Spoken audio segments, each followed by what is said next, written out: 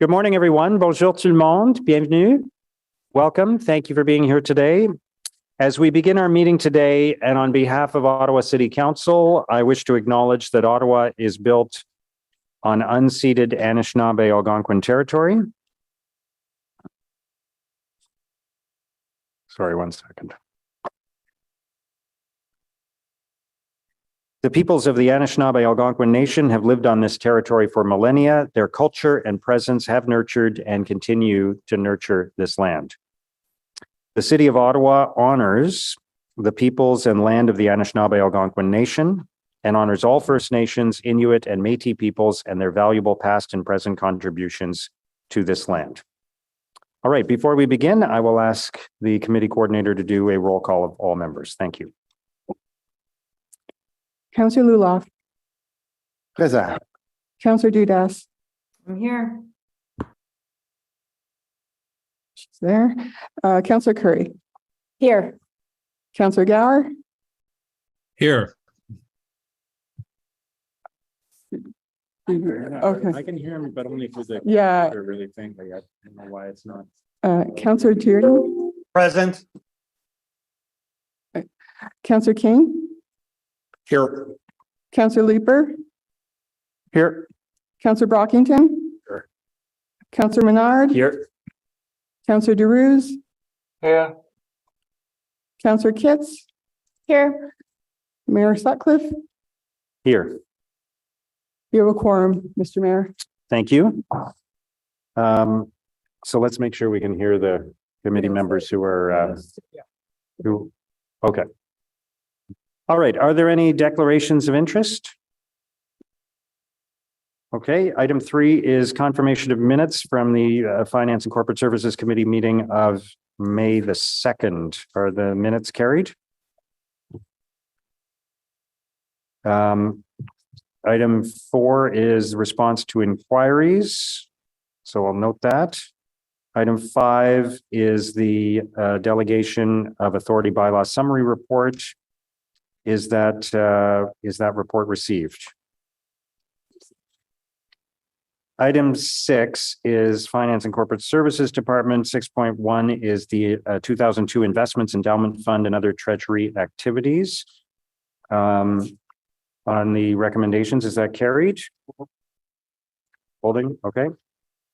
Holding 6.1. Item 6.2, there's a presentation for that and for 6.3, so we'll hold those. Item 6.4, the lease financing agreements for 2022, is that received? See.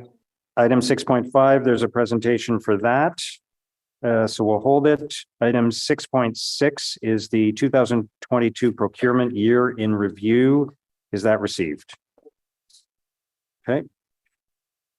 Item 7, 7.1 is the application for approval to expropriate lands for Earl Grey Drive extension project. Is that on the recommendations? Is that carried? Item 7.2 is the Byward Market Strategic Alignment Initiative, which we will hold for presentation and delegations. There are no in-camera items. Item 9.1 under information previously distributed is the use of delegated authority during 2022 by Revenue Services under Schedule B of Bylaw 2023-67. So are we looking for that? Yeah. And 9.2 is the 2022 Delegated Authority Report, and Vice Chair Kitts has a technical amendment for that. Please.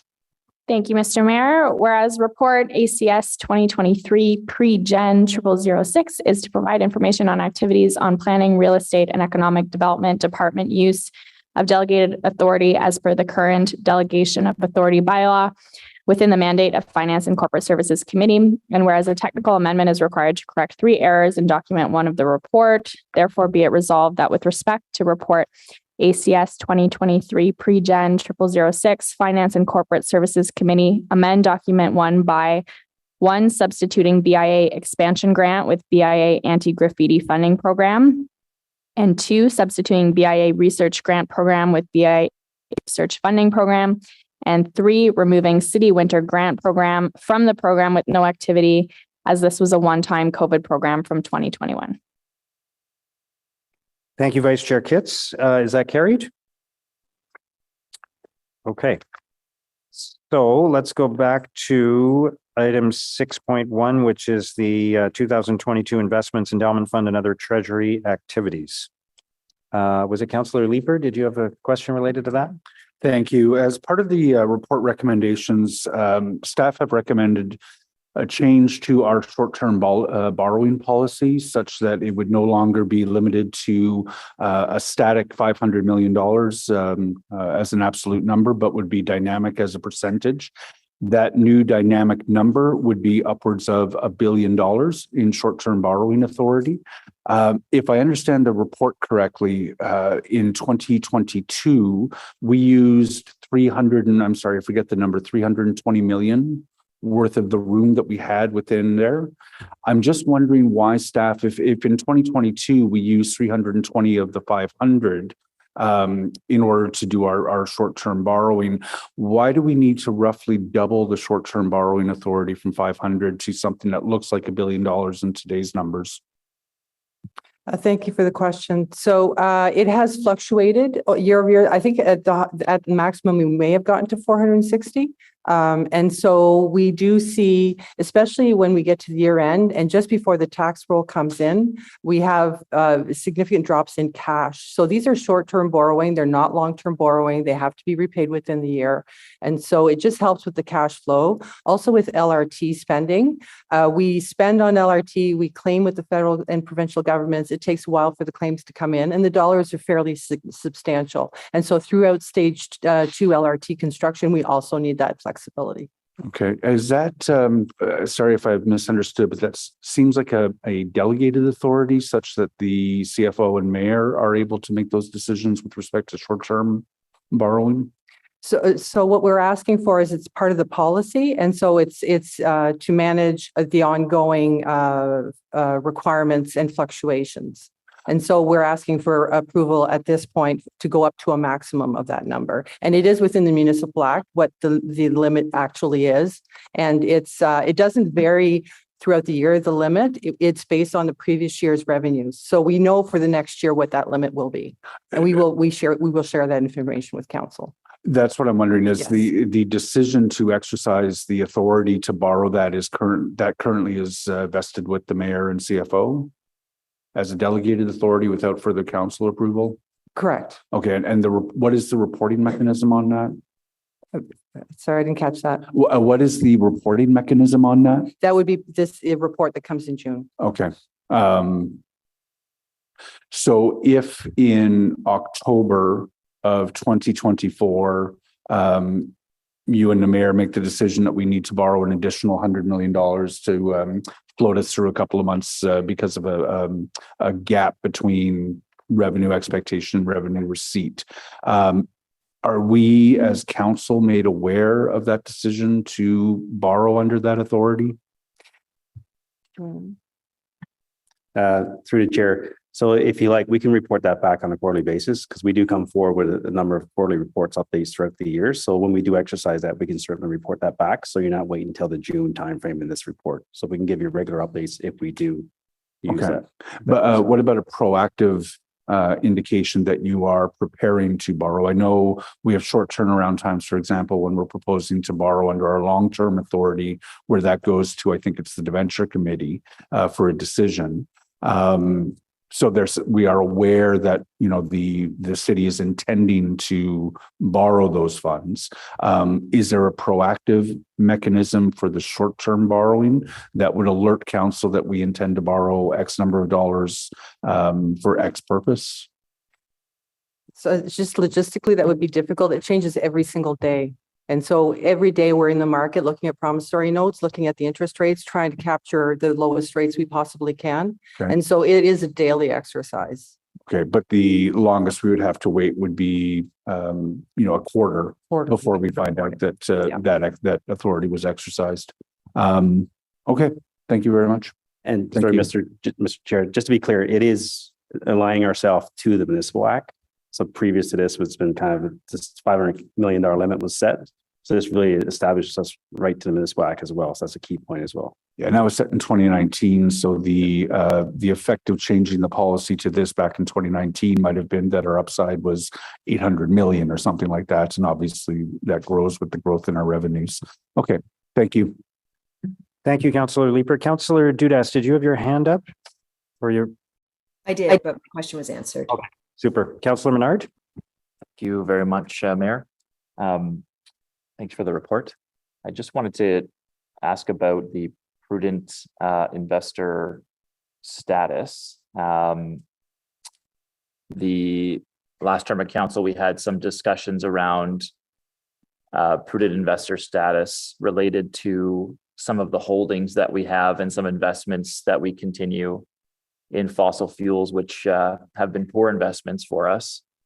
And there was a motion passed to look at reallocating those to better investments for the municipality, more in line with our sustainability targets. And it was indicated then that we had to go to a prudent investor status in order to do so.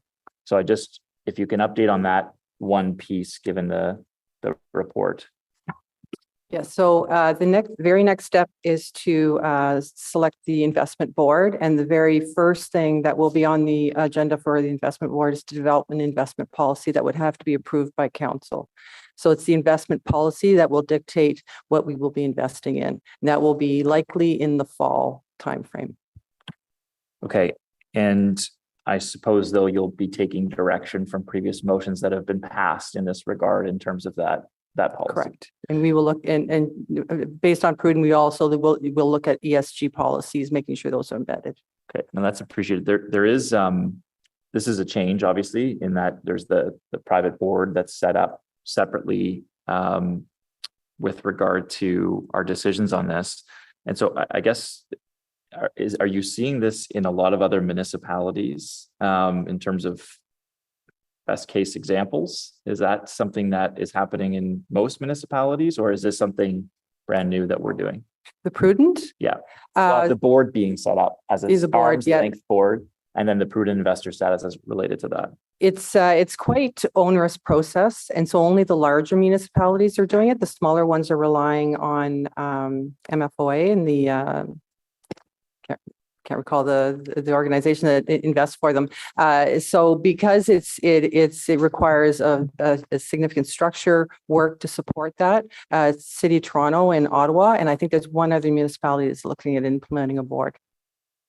Okay, thank you. I'll be interested in hearing back just on, I guess, the investment objectives with this board being set up and how we can input on those. I guess the board would make that determination, this separate board, but then obviously pass motions. But if councillors can input on it, it'd be helpful to know how and when that can happen, because obviously it has an effect on our finances, right? So Yes. when would that sort of thing occur, and how would it occur in terms of our input into that? So we are still working through those details on how that will progress. We also as part of the policy that's been approved is to go to an OCIO model, which is bring in an outsourced chief investment officer that would recommend options for a policy, and those options would be brought to council for approval as part of the policy investment. Okay, thank you very much, Mayor. Thank you, Councillor Menard. Thank you, staff, for answering those questions. Are the recommendations carried? All right, item 6.2 and 6.3, I understand we have a joint presentation on those two items. Cyril? Thank you, Mr. Mayor. I'll just give it a sec for the presentation to come up on screen. Oh. How about the English version? What's that? All right. Good morning, Chair, members of the Finance and Corporate Services Committee. I am pleased to be here today, joined by my colleagues Svetlana, to provide an update on the presentation for the 2023 tax and rate operating and capital budget Q1 status report and the capital adjustments and closing of projects city tax and rate supported report. Next slide, please. On this slide, I would like to highlight that there are a number of operating and capital status reports provided to committee and council throughout the year as part of the council approved reporting framework. In front of you today, we have both two reports, the Q1 status report and the capital closure report, which we'll speak to a little later in the presentation. Operating reports present actual year-to-date revenues and expenditures against the calendarized budget for the corresponding period. The purpose of this report is to present the results along with any overview or underlying issues or risks that will be monitored throughout the remaining of 2023. It's also important to note that the Q2 status report will provide a better indication as to the overall year-end position, which will also provide a full year forecasted projection. Next slide, please. Before I get into the actual numbers, it's important to speak to the Q1 year-to-date impacts. The deficit is mainly driven by the January through March winter season, the first half of 2023 winter season. The roads winter maintenance operational costs associated to maintain the costs of the roads, sidewalks, and pathway networks. As illustrated in the charts in front of you, the first half of the 2023 winter season experienced significantly higher winter events when compared to the 5-year average. Significantly higher snowfall of 221 centimeters, which was 31% higher than the 5-year average of 168 centimeters. The freezing rain hours of 59%, which is higher than the 5-year average, and a freeze-thaw cycles increase of 15% when compared to the 5-year average. Next slide, please. Overall, the tax supported services ended Q1 with a $12.3 million deficit. Again, as I previously mentioned, this was mainly driven by the winter operations costs in terms of the response to the first half of the 2023 winter season, in addition to arbitration and legal costs associated with the tax litigation lawsuit. There were a number of surpluses across all the departments related to vacancies and vacancy savings and additional revenue elements, which helped reduce this overall deficit. Part of the mitigations that we have planned going forward for the rest of the year is we have implemented a discretionary spending freeze. And we've also implemented a cautionary hiring freeze to ensure that hiring is approved by all GMs and it's for operational critical resources and business priority resources. Next slide, please. The Q1 rate program finished the quarter with a $1.2 million deficit, which was largely due to lower revenues and usage and calendarization.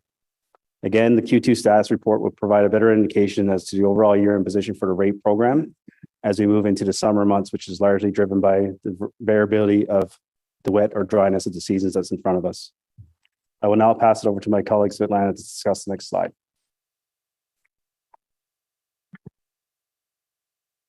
Aujourd'hui, on vous présente le rapport de clôture des capitaux d'immobilisation pour le programme. Today, we'll be presenting the capital closure process. We'll be separate capital adjustment and closure reports for transit are presented to the Transit Commission. Each council-approved capital project has a projected year of completion and is expected to be closed a year after completion. Council approval is required to authorize the closing of capital projects, to approve budget adjustments outside of delegated authority, to return to source or fund various capital funding sources, and to extend a projected year of completion for a project to remain open. Unspent funds are returned to the source funding reserve. Next slide, please. So the recommended project closures and amendments will remove $6.9 million in previously approved net spending budgets, $7.2 million to be returned to capital supported tax and rate reserve funds, $1.6 million to be funded from development charges, and a reduction of the overall debt financing requirement of $1.1 million. Next slide, please. This slide provides a revised forecast of the 2023 year-end reserve balances. It's important to note that the reduction is mainly driven by a couple adjustments that were done as previously approved reports. If you notice the housing reserve, there is a reduction of $13.3 million. This aligns to the approval to transfer $13.3 million out of the reserve into existing approved projects to account for contingencies in those existing projects. There's also a reduction of $34 million in the gas tax reserves, which is the alignment of the federal gas tax related to the zero emission buses report that was previously approved earlier this year. It's also important to remind members of committee that the management of reserves is a very important factor in the city's overall financial condition, as it impacts both the financial sustainability and financial flexibility. The credit agencies continues to acknowledge the city's strong reserve levels and relatively low debt levels, which attributes to our strong AAA rating and AA rating from Moody's and S&P. As a reminder, operating reserves generally used to stabilize and mitigate the impact of fluctuations in operating costs and revenues or to accumulate funds for future or contingent liabilities. Capital reserves are used to fund the capital works and invested by the city until required for those thereby earning interest. Restricted reserves are established by council when legislative requires funds received for a special purpose to be segregated and accounted for separately and can only be used for that prescribed purpose. Mr. Mayor, that concludes my presentation. Thank you both. Merci. Questions on the presentation? Councillor Brockington. Thanks, Mayor. I'm just wanting to get some information from the acting city treasurer on the financial situation at OC Transpo in particular. One issue I raise consistently at the Transit Commission is the lack of clarity I have with how our projected deficit for this fiscal year will be addressed. The reply that I've consistently received is we expect the money to come, and yet I hear from both upper levels of government that no money is coming.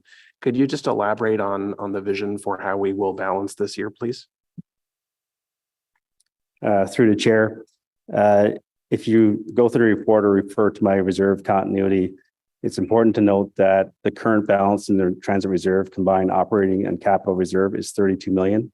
So that's the first backstop in terms of mitigation towards that $39 million gap that we have there in terms of unconfirmed funding.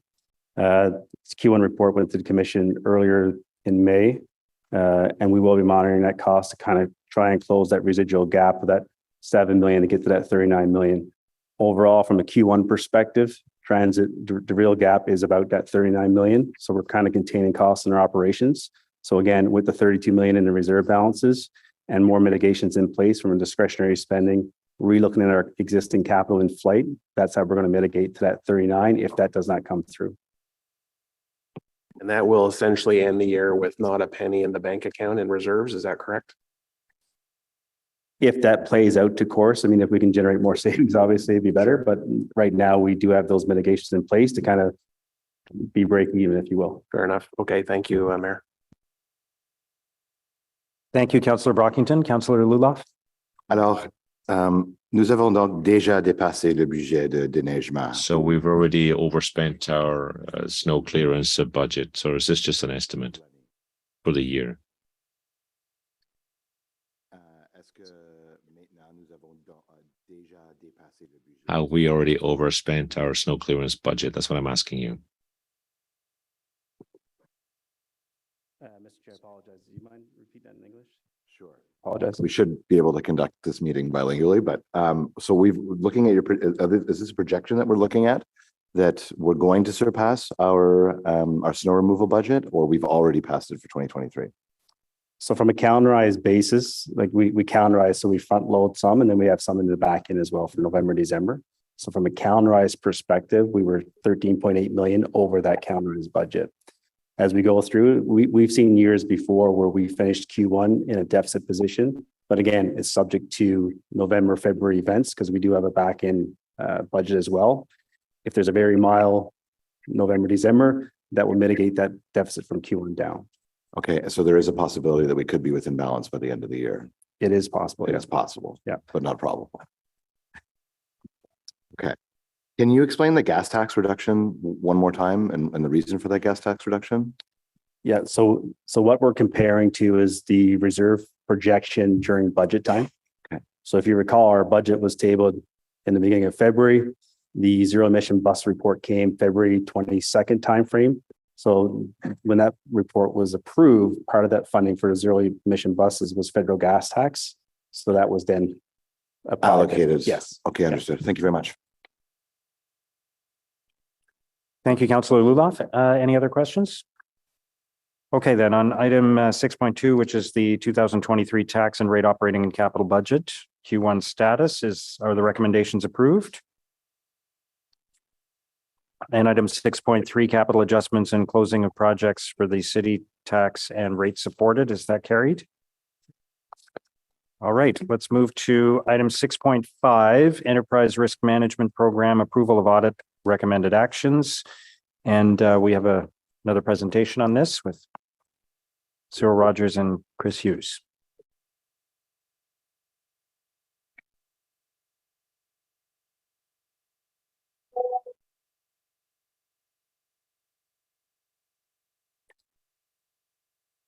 Wait for the presentation to load up. So I won't say good morning again, but good morning again. With me this morning is my colleague, Chris Hughes, the program manager responsible for coordinating the city's enterprise risk management program. The following presentation will provide an overview of the proposed actions to address two recommendations from the audit of the enterprise risk management, which was completed in 2022. Next slide, please. First off, what is enterprise risk management? You can see on the right side, on the left side, sorry, you can see that the industry standard definition in the box. But in essence, the enterprise risk management refers to an approach where an organization can deal with uncertainty and manage risks. To the right, we describe how the city's ERM program is structured. We have a policy which provides clear direction, roles and responsibilities, tools, resources, and training for staff, and detailed risk management processes that staff can follow to properly identify, assess, mitigate, monitor, and report on risks. As part of our continuous improvement efforts, we're here today to present some of the enhancements to the ERM program for your consideration. Next slide, please. This slide will provide a background for the city's ERM program. In 2010, Council approved an Auditor General recommendation to create a new ERM policy and framework, risk training course, and related activities. Since then, staff have operated the ERM program per Council's direction. In 2013, the ERM policy was refreshed and Council delegated subsequent updates to staff. In 2021-2022, the Office of the Auditor General completed an audit of the Enterprise Risk Management Program, and there were 7 recommendations from the audit, of which we are currently either completed or in progress. 2 of the recommendations require Council approval, and we're here today to review those details on the next slide. Next slide, please. So one of the key things I would like to highlight on this slide is that the Auditor General did point out that the city has a very sound and robust ERM process in place. The recommendations of the audit will help the city continue to mature and improve our risk management practices. The first recommendation is proposed to enhance to the way the Council is informed of corporate risks. Staff were asked to come forward with a proposed enhanced approach to providing corporate risk information to Council. The second recommendation is to establish risk tolerance levels for the organization through the development of proposed risk appetite and tolerance statements. In developing these proposed actions, staff worked closely with industry experts from BDO, performed benchmarking from other municipalities and similar organizations, reviewed current leading practices, and held working sessions with risk stakeholders and senior leadership team. I will now pass it over to my colleague, Chris, to go through the remaining slides. Thank you, Cyril. Next slide, please. Thank you. So I'd like to talk to you about the first recommendation, which is informing Council of corporate risks. So what is a corporate risk? Corporate risks are essentially uncertainty associated with strategic or high-level goals of our organization, and can be connected to the uncertainty related to high-level goals that are aligned with and support our mission or vision. So what we're talking about here is essentially the big picture risks. Corporate risks are reviewed regularly by the city senior leadership team, including risks that are recommended by departments for escalation as these corporate risks. Currently, Council is made aware of risks through information presented in reports, often focused on specific projects, initiatives, or topics. You will all note that on our Council reports, we have a risk implications section. That is often a place where we will highlight risks for Council's consideration. But up until now, council has not been informed of significant risk exposures in a consolidated single report fashion. The city looks at corporate risks as either administrative or strategic. Corporate strategic risks are those that are directly related to council strategic objectives and the city's strategic plan. Corporate administrative risks, generally those significant corporate risks that might indirectly affect service delivery, and they tend to cut across the corporate strategic risks. So think about your major HR or IT risks, cybersecurity being a good example. Staff are proposing, subsequent to this recommendation, that corporate strategic risks be reported to assist council in making informed risk-based decisions, and that the level of information provided publicly will be balanced with protecting the city's vulnerabilities and confidentiality requirements. Corporate administrative risks will continue to be reported through the relevant standing committees, and I already mentioned cybersecurity as an example. This reporting really is intended to assist council with presenting a more transparent and objective risk governance approach. And the intention for corporate strategic risks is that they are reviewed in the context of the city's strategic plan and the term of council priorities. Next slide, please. So what is our approach to do this? Beginning with the term of council priorities, report in 2023, council will be provided with a list of current corporate strategic risks that staff are tracking. Going forward, updates on the progress of the 2023 and 2026 term of council priorities and city strategic plan will be accompanied by a refresh of these corporate strategic risks, including any new risks to achieving the strategic objectives of the city's strategic plan. The proposed report would include, you can see it in the box at the bottom, a name and fulsome description of each risk, the risk score, which is comprised of the likelihood and the impact of the risk. It is a 5x5 scale, so 25 being the highest possible risk.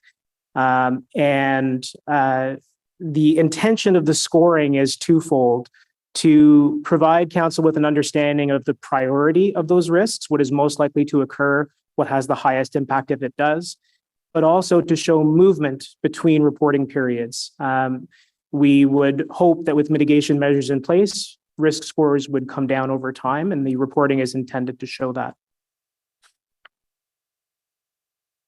A summary of mitigation actions will also be included, either in progress or proposed for each risk. And an important note that due to security and confidentiality related aspects of certain risks, details of some mitigations may not be provided publicly and may be more suitable to an in-camera briefing as needed. And finally, the name and title of the risk owner. So risk owners, when this report is presented, will be made available to answer questions from members of council, and any new proposed risks or changes to the existing risks will be brought back by staff for review and consideration. Next slide, please.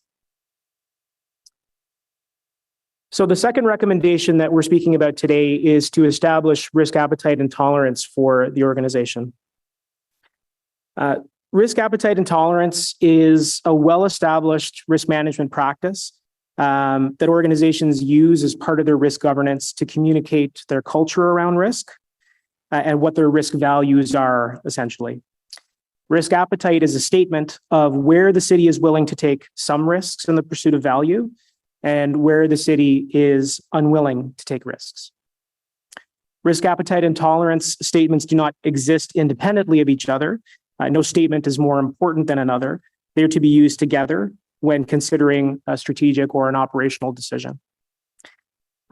Risk tolerance, and we'll look at the actual statements themselves in a moment, but risk tolerance is really better used as a decision-making tool. How much are we willing to vary from our appetite? If our risk variance is too high, then perhaps a decision may not be appropriate for our organization, or perhaps it requires some significant risk mitigations before it proceeds. So risk appetite and tolerance often envisioned with a speedometer. So that's what we've mocked up here on the slide. If you envision the risk appetite as the speed limit, the area in green, That would be the area where the city would generally sit from a risk perspective, where we're generally comfortable with risk. Risk tolerance would help us determine when we might need to take a risk in the yellow area and would caution us away from risks in the red area where we feel we might be taking too much risk. So now we were going to bring up the actual appetite statements themselves. This would be document 1 from the report. There we go. Thank you. I'd just like to show you some examples of how this is structured. So as you'll see, the appetite statement is 1 page. It is meant to be short and clear.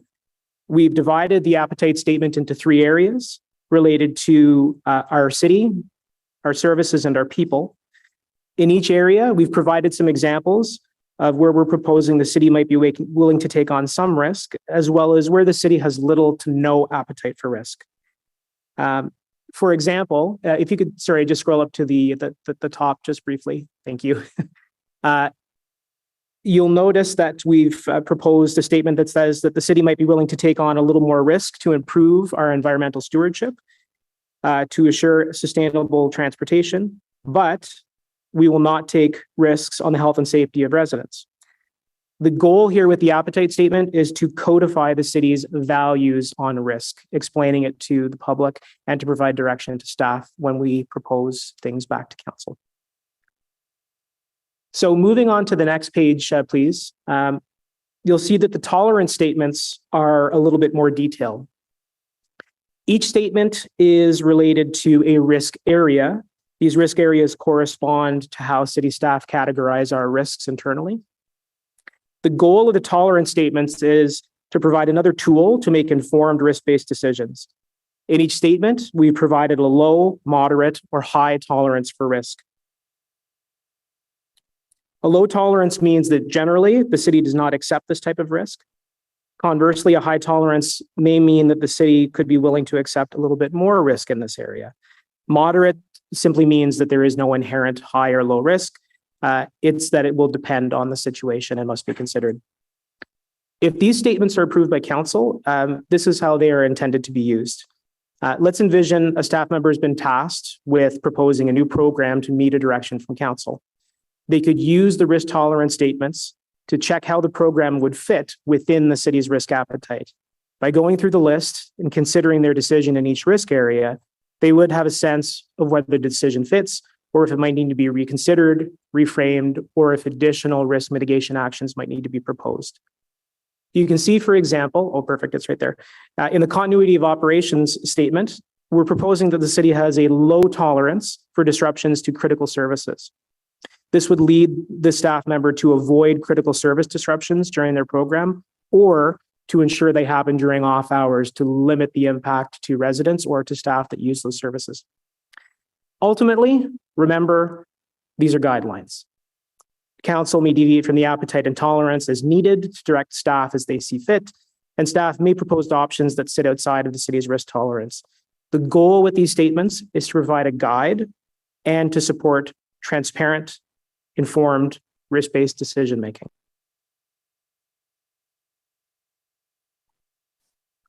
So I believe we have one more slide with our next steps. Thank you so much. So as mentioned, a list of current corporate strategic risks, if we approve of this process, will be provided to council in conjunction with the term of council priorities. And then future updates to the term of council priorities would include a report on corporate risks as detailed in this presentation. And upon approval of these actions, the enterprise risk management policy and framework, as well as the relevant risk and project management training materials will be updated. And the Office of the Auditor General will also be updated as part of our regular course of updating on completed audit action items. And that concludes our presentation. If there are any questions, thank you so much. Thank you both. Councillor Gower. Thank you, Mayor. Thank you for the presentation. I just had a couple areas I want to focus in on. One is in the risk tolerance statement, the political area says that city has moderate tolerance to challenge the strategy identified by the elected city council. Wondering if if staff can give some more context and explanation as to what that line means in the risk tolerance statement. Thank you for the question. Through the chair, this speaks to examples where city staff may propose a course of action that may not fit with our understanding of where council wants to go with the action. A good example is we do have occasions where staff will recommend a course of decision for planning, for example, and council may make a different decision while considering the full context. Ultimately, staff have a duty to carry out the direction of council, but this particular appetite statement shows that staff may occasionally provide a recommendation that is different from where council is at. But it does not preclude us from carrying out the directed action and defending it going forward. It really intended so that staff can provide the best available information as part of our professional responsibility. So that is the intention of that particular piece of tolerance. Thank you. Okay, thank you. That makes sense. So I guess, to be clear, what we're approving here is the corporate risk tolerance and risk appetite, and that council at any time could override or could decide we want to stray from that. But at least this gives us the framework for what staff is making recommendations and decisions on, which is good. The other one, I guess it's a concern a little bit. The next line on that, the reputation. City of Ottawa has a low tolerance for risks that could negatively affect the public opinion about the city. And my only concern here is I think that low tolerance makes sense, but there's always a risk to me that leads to maybe around communications and messaging and around releasing of information to the public.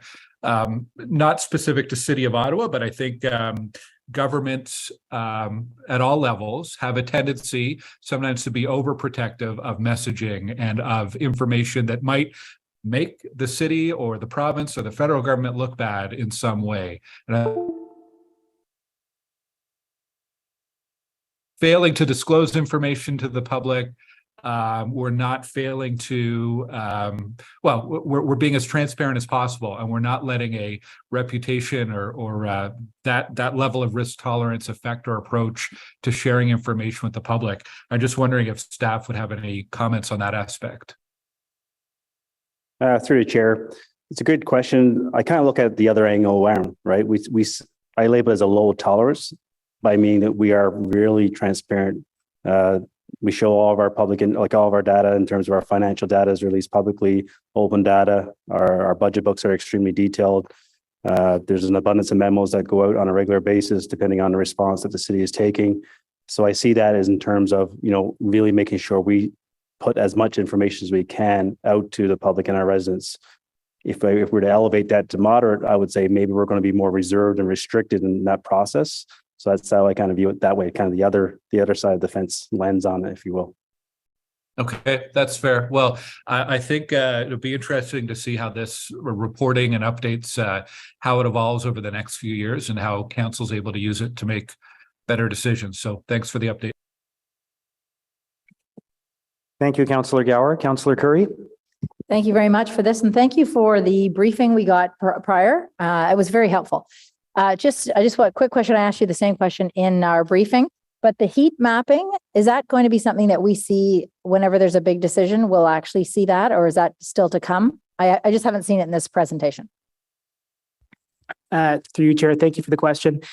So you're correct. The presentation today is to present the approach for reporting at a bit of a higher level. So I think some more detailed work needs to be done to determine how the presentation will actually look. Just for clarity, for other members and members of the public, what Councillor Curry is referring to is a grid that maps out the risks according to their impact and their likelihood. And it is a pretty standard way in which risks are presented visually that shows where the highest risks sit. You can see where things are sort of clumped together in terms of their impact and likelihood. So I'd like to take that back for consideration in our risk reporting, the actual visualization of the reporting. But that visualization is still to be determined. So we can certainly look at that. Okay, thank you for that. I just on other boards I sit on, I find it super helpful. This is red, yellow, green, gives you a really quick visual of where the risks are and the levels. The other thing I was going to ask you about was so the process that would take place where a decision would be before staff and they would have to be determining the level of risk. How far would that go down? I'm imagining, would you have somebody that is working, say, out cutting grass to actually come back with a decision on what the risks are? Or is it just really high level decision making? Like how granular will this get? So through the chair. So if you recall one of the slides that, that pyramid that you would see, enterprise risk management shows the pyramid, strategic priorities, objectives, same kind of idea. So at a very low level, if there's an individual, one of our staff is cutting grass and they have an idea for innovation or idea for improving, that will filter through the organization through their reporting relationship. If it's a good idea, then it comes to some level of engagement. There could be a business case that's processed in terms of the viability of that idea as an example. And then from there, it really kind of stems into the real risk profile as we go through that stage of it. So an idea can be conceptual. Then we got to do, understand the risk that we're willing to take at a top level as we go through a business case process as an example to see if we're willing to do or take on that initiative. Okay. I mean, I find this to be really important work. I know that's what I generally think about this. On every organization I've been involved with, this has made a big difference. It can also, though, slow down processes incredibly and make people unbelievably risk averse, because I think any conversation that starts talking about risk, people start bringing in other ideas about all kinds of risks that you can imagine and catastrophize about. So I want to make sure that it's not so throughout the organization that nobody ends up doing anything, because it's determined to be potentially a risk. Through the chair, just to add on to that point, that's why we kind of have a accountability of ERM in all departments. So it's kind of supported by the BTSSs and the BSS functions. So we're not holding it over in one siloed spot where there's a bottleneck of ideas coming through. So all those ideas can kind of flow up through each respective service area department. So we don't have that bureaucratic bottleneck. So good ideas will always come forward. Okay, good to hear. I have just a couple more questions, Mr. Mayor. On that, about every department, you said that the grid would show, or the chart would show us the owner. The concept of having a risk owner, does that not bring a question of liability into it at the end? Like, is it actually a person or a department, like in terms of them owning that risk and then something goes wrong? What do the legal department say about that term owner? Through the chair, I'll take the first step. But from a context perspective, the owner becomes the department, and lots of times there's a shared ownership in our risk, because let's be fair, most items have a financial risk. So I'm kind of part of the shared responsibility. My department, finance department, corporate services. So it's at the department level in terms of sharing that risk. And again, that's reviewed on a regular basis at SLT level to make sure that we all understand the different risks in the profiles. Okay. Any other comment from behind me? No. Mayor, I think, in the context of the report that you're looking at, what you're really talking about are corporate risks, the way we manage legal liability risks, that's independent. I think the term in this instance with respect to the risk owner is more an accountability than it is a question of liability. Okay. Hopefully it doesn't switch midstream. That's on some issue. And then the last question I have is about, in the document, it indicates that risk is about the pursuit of a goal. Do you think anywhere in this it captures the pursuit of the non-pursuit of a goal? So what the risk is to not do something as opposed to doing something? There's a difference, but there's a risk to both. Is that captured in here? Through the chair, yes. So at a very fundamental level, when we do business cases, there's always the standard, status quo, do nothing. And when we do that status quo analysis, by doing nothing, there's a risk because you've foregone an opportunity. So we do look at that from that context. Wonderful. Thank you very much. Thank you, Councillor Curry. Councillor Johnson. Hi there. I'm sorry. This probably was in part of the report, but I was just wondering, in looking at the risk appetite statements, are there any, when you see the intersectionality of these large categories, continuity of operations, financial, human resources, is there like a trump, or is there one that supersedes all others? If we hit a risk on this particular category, the project stops. Was that in the report? Through the chair, I think it's important that, I'm just trying to think in my head, it's probably rare that there would be one risk that just hits on one point, and that's the complexity of ERM. But that's also the importance of ERM because it makes sure that as a department, we're all aligned in terms of how that specific tolerance hits each service area. So from a financial risk, that's not exclusive to financial services. That's impacts all departments. So I think the key there is there's no one that's more important than the other. It's a suite and the combinations. The sum of the total is greater than the individual components, if that makes sense. Yes, well, I mean, I don't doubt it. So, I mean, I would agree certainly with Councillor Curry. I've worked on these in some organizations as well, and they can be really helpful. I've not really presented it in this way. Sometimes it's been almost like a logic model where, if this, then that, if this, not that, and you've got kind of a way to guide you through one of your sort of like a decision-making tree. And I do find presentation of the material in that way can be helpful when we are trying to articulate the relativity, because if I'm taking, I apologize, Mr. White, but if I take the, community partner insurance program and I'm thinking about the report that's coming through in the fall, what kind of risk tolerance we might have for ensuring our community associations, the current program isn't, working in the way we need it to, what kind of new program might we imagine? Okay, so let's take that problem and try and work our way through some of these different risks. Well, some of them do seem to suggest that they work against each other. So I just wonder, how when staff is working with this, and I appreciate that you say it's within the business support services to have that guidance, but I'll just put that forward as a different way of presenting the material. It could be an interesting way to help people guide through some of this list. And then the other piece is just to support Councillor Gower's comments when it comes to the reputation. The City of Ottawa has a low tolerance for risks that could negatively affect the public opinion.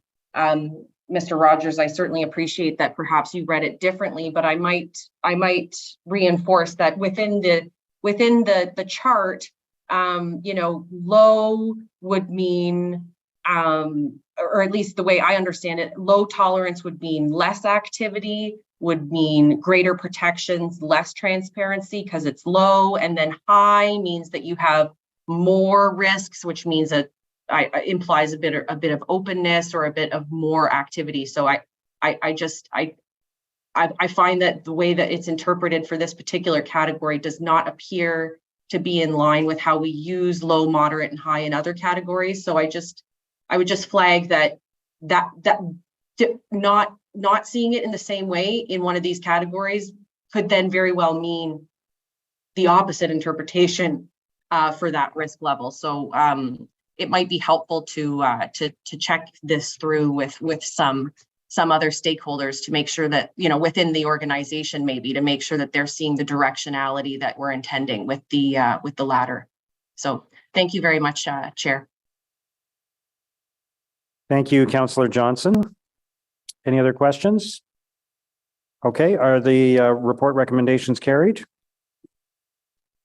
Thank you, everyone. Item 6.6 is the 2022 procurement year in review. And I think, Councillor King, you had a question related to that? Thank you, Your Worship. I just had a quick question. I wanted to see if staff could provide a brief verbal update to the committee concerning progress on social procurement initiatives. Mr. Mayor, Will McDonald, Chief Procurement Officer. So, Councillor, as you're aware, Council approved a report in Q4 of 2021 that outlaid our strategy for addressing social procurement. It included both short-term and long-term actions. I can advise that we are well advanced on implementing those actions outlined in the report, and we'd be pleased to provide a detailed briefing to the Councillor if you'd like. Absolutely. I appreciate that. Thank you. Thank you, Mayor. Thank you, Councillor King. Councillor Dudas? Actually, I just wanted to build on that question. One of the obstacles for social procurement being involved in the city's policies at the time of that that motion being adopted was that we just didn't have capacity in the system. So the city itself, we had a deficit of social enterprises being able to apply for our procurement, and that there was the requirement for training and education for them. I was just curious if staff can answer, have we seen an uptick in the number of social enterprises being able to apply for our procurement opportunities, or are you seeing optimism in that field? Mr. Mayor, we're certainly seeing optimism in that field. I would say market capacity continues to be a challenge. What we've seen through the short-term actions that we've implemented is that access to city procurements have increased. However, we are continuing to work with our partners in industry to develop that market capacity to ensure there are social enterprises available to respond to our procurement needs. That's excellent. Thank you very much. Thank you, Councillor Dudas. Councillor Curry?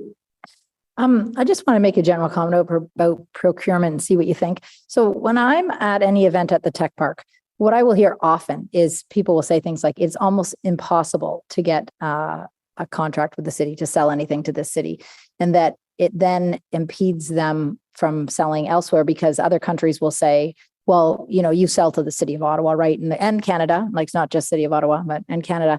And a lot of the companies will have to say, no, like we can sell everywhere in the world. It's not a bad thing that 95% of our income in the tech park is international. That's a good thing, but they aren't able to say, yes, they have the city of Ottawa as a customer. Yes, they have the federal government as a customer. I hear that again and again and again, every meeting I go to. What do you think about having a conversation with them to understand that better? Your report indicates 85% is local. You have a fair, open, transparent process. I read all that, but that's not the perception. And they can't, like the companies can't point to contracts they've had with the city of Ottawa or the federal government. And they really meant both. And I hear it every time. What do you think about all that? Mr. Mayor, we would be pleased to meet with anyone that is having identifying obstacles or barriers to doing business with the city. We meet with our large industry partners regularly, and we develop our procurement strategies in a way that will best achieve both of our objectives. And so if you're hearing that there are vendors that are concerned with how to do business, or they may not understand how our procurement processes work, or they've identified barriers, we would encourage you to direct them to us, and we would be pleased to have those discussions. Okay, I will follow up on that. Thanks. Thank you, Councillor Curry. All right, are the is the report received? Okay, thank you, everyone. So let's move to item 7.2, the Byward Market Strategic Alignment Initiative and Public Realm Plan Update. And I'll give staff a moment to gather to do the presentation.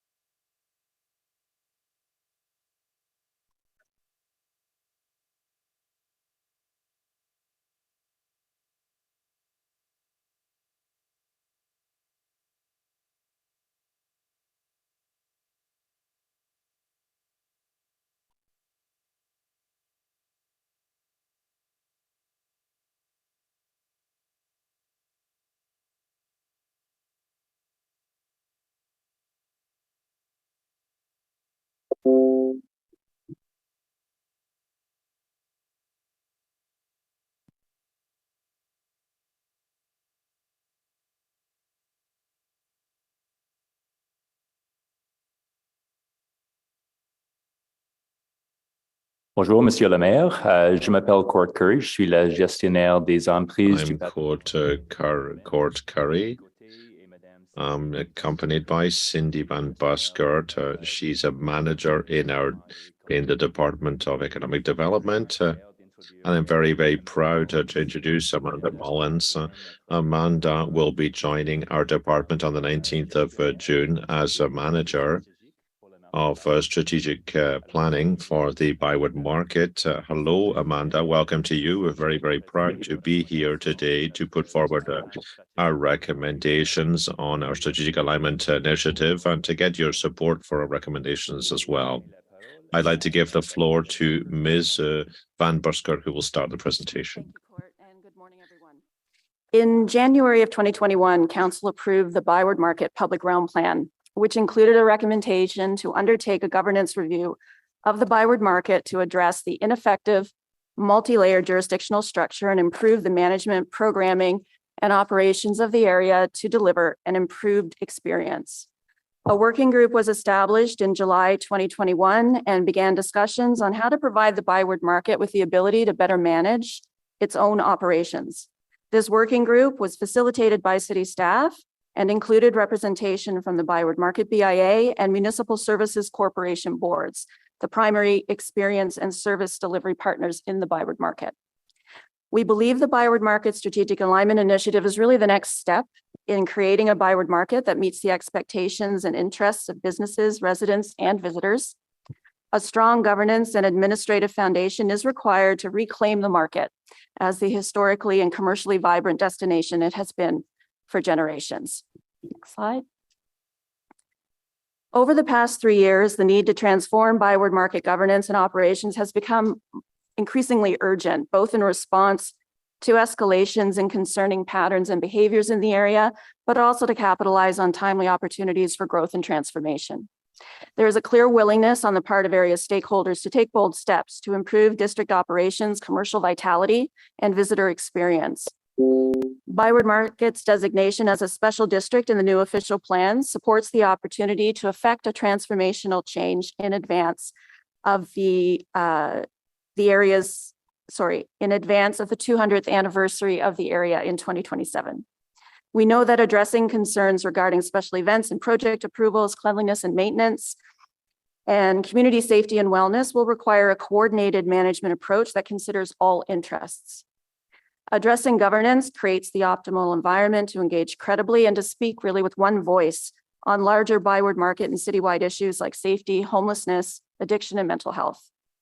Timing is ideal for a new Byward Market voice to influence the implementation of the Byward Market Public Realm Plan to mitigate impacts to businesses and visitors and capitalize on new placemaking and programming opportunities. And lastly, the evolution in public markets requires a very thoughtful review of our current approach. And Ottawa Markets has been doing some fantastic work in this area, but more needs to be done as the competitive environment has changed with the proliferation of farmers markets and communities across the city. Next slide. The working group has endorsed a single district authority approach to managing the Byward Market that aligns area operations, marketing, programming, and advocacy under a single entity.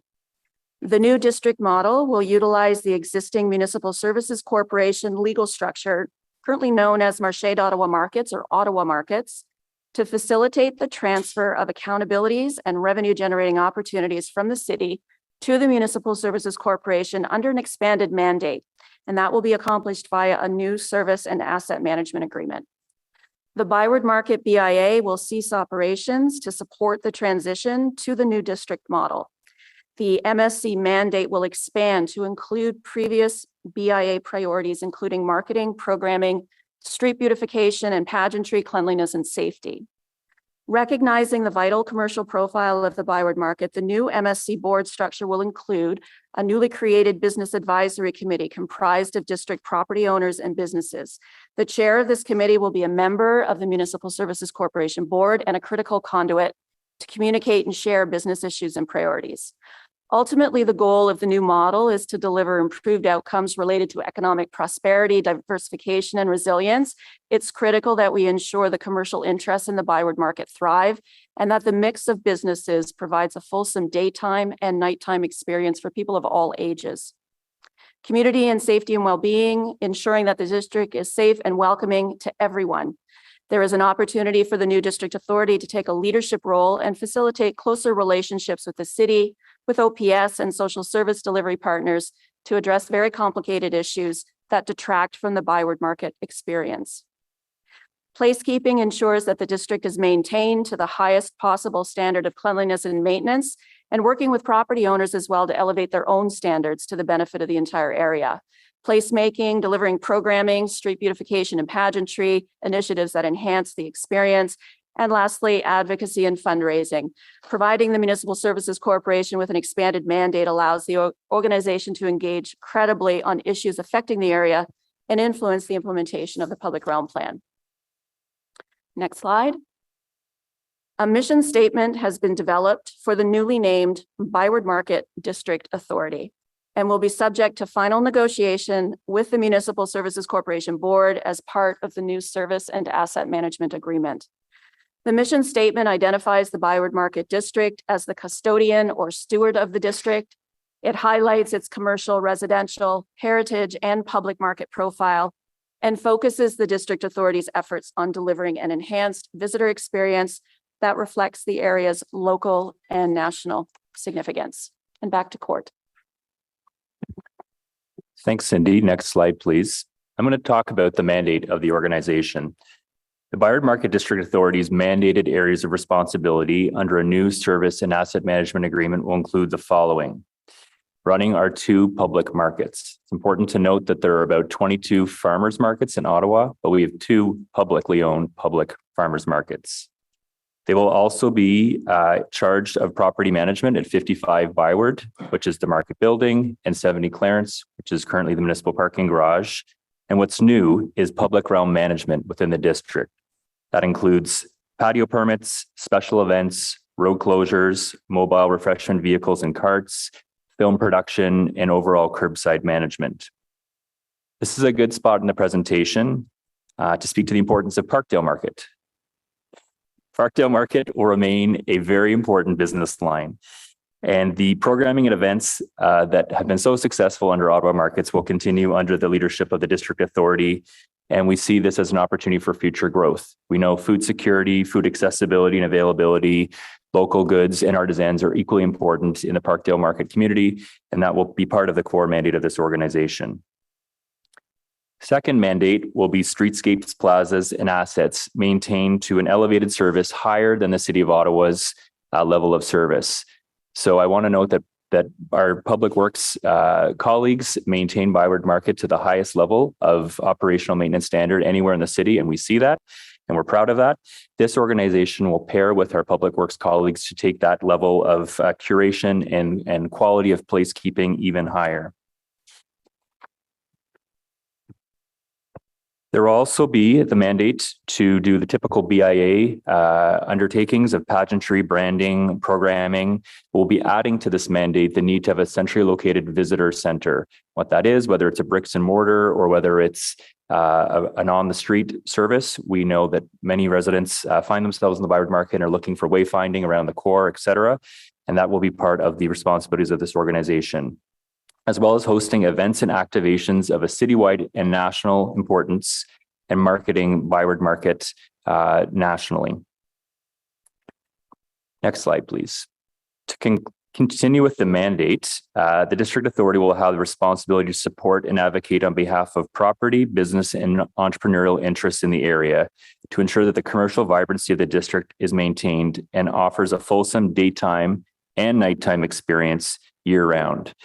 One of the things that I think we've all heard over the years is that the perception that the market is out of balance from an economic perspective in terms of diversity of uses. And this organization will be charged to work with all entities within its boundaries on improving the economic diversity. Also, in terms of its mandate, and also something that I suspect we'll talk about around this table today, is the leadership role that this organization will play for community safety and well-being. The city, working with its social service partners and auto police services, has made great strides over the last 2 years, particularly in its community engagement team, in having impactful on the ground service improvement to all Ottawa residents.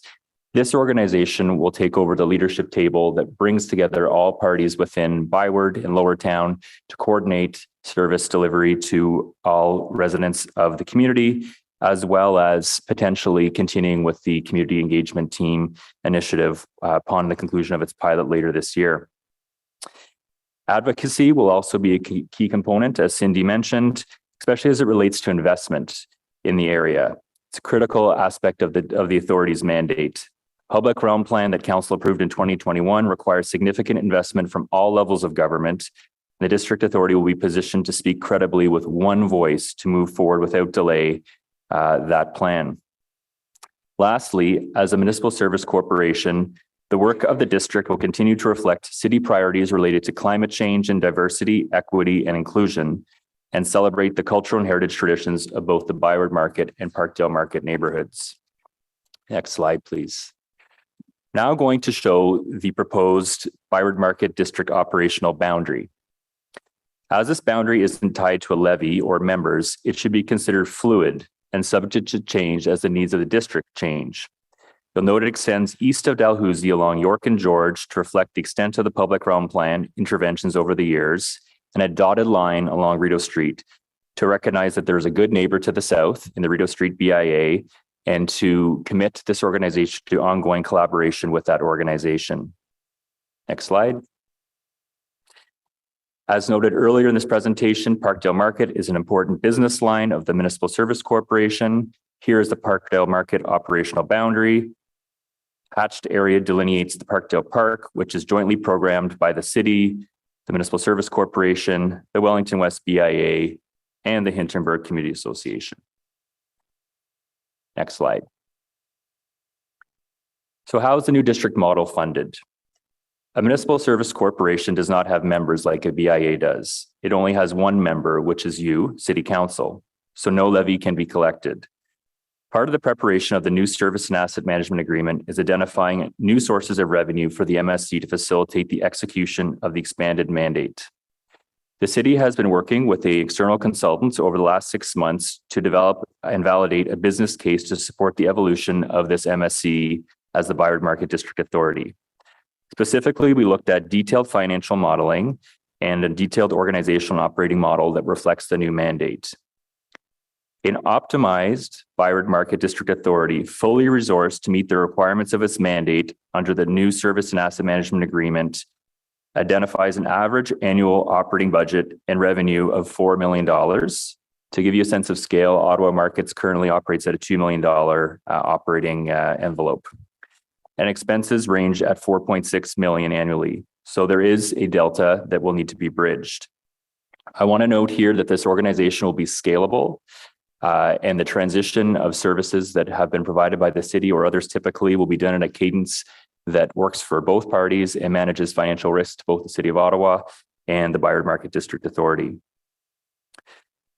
The city and the new Byward Market District Authority will be focused in the coming months and weeks on developing that service and asset management agreement, and we will be bringing forward any financial implications regarding this transition as part of the draft 2024 operating budget.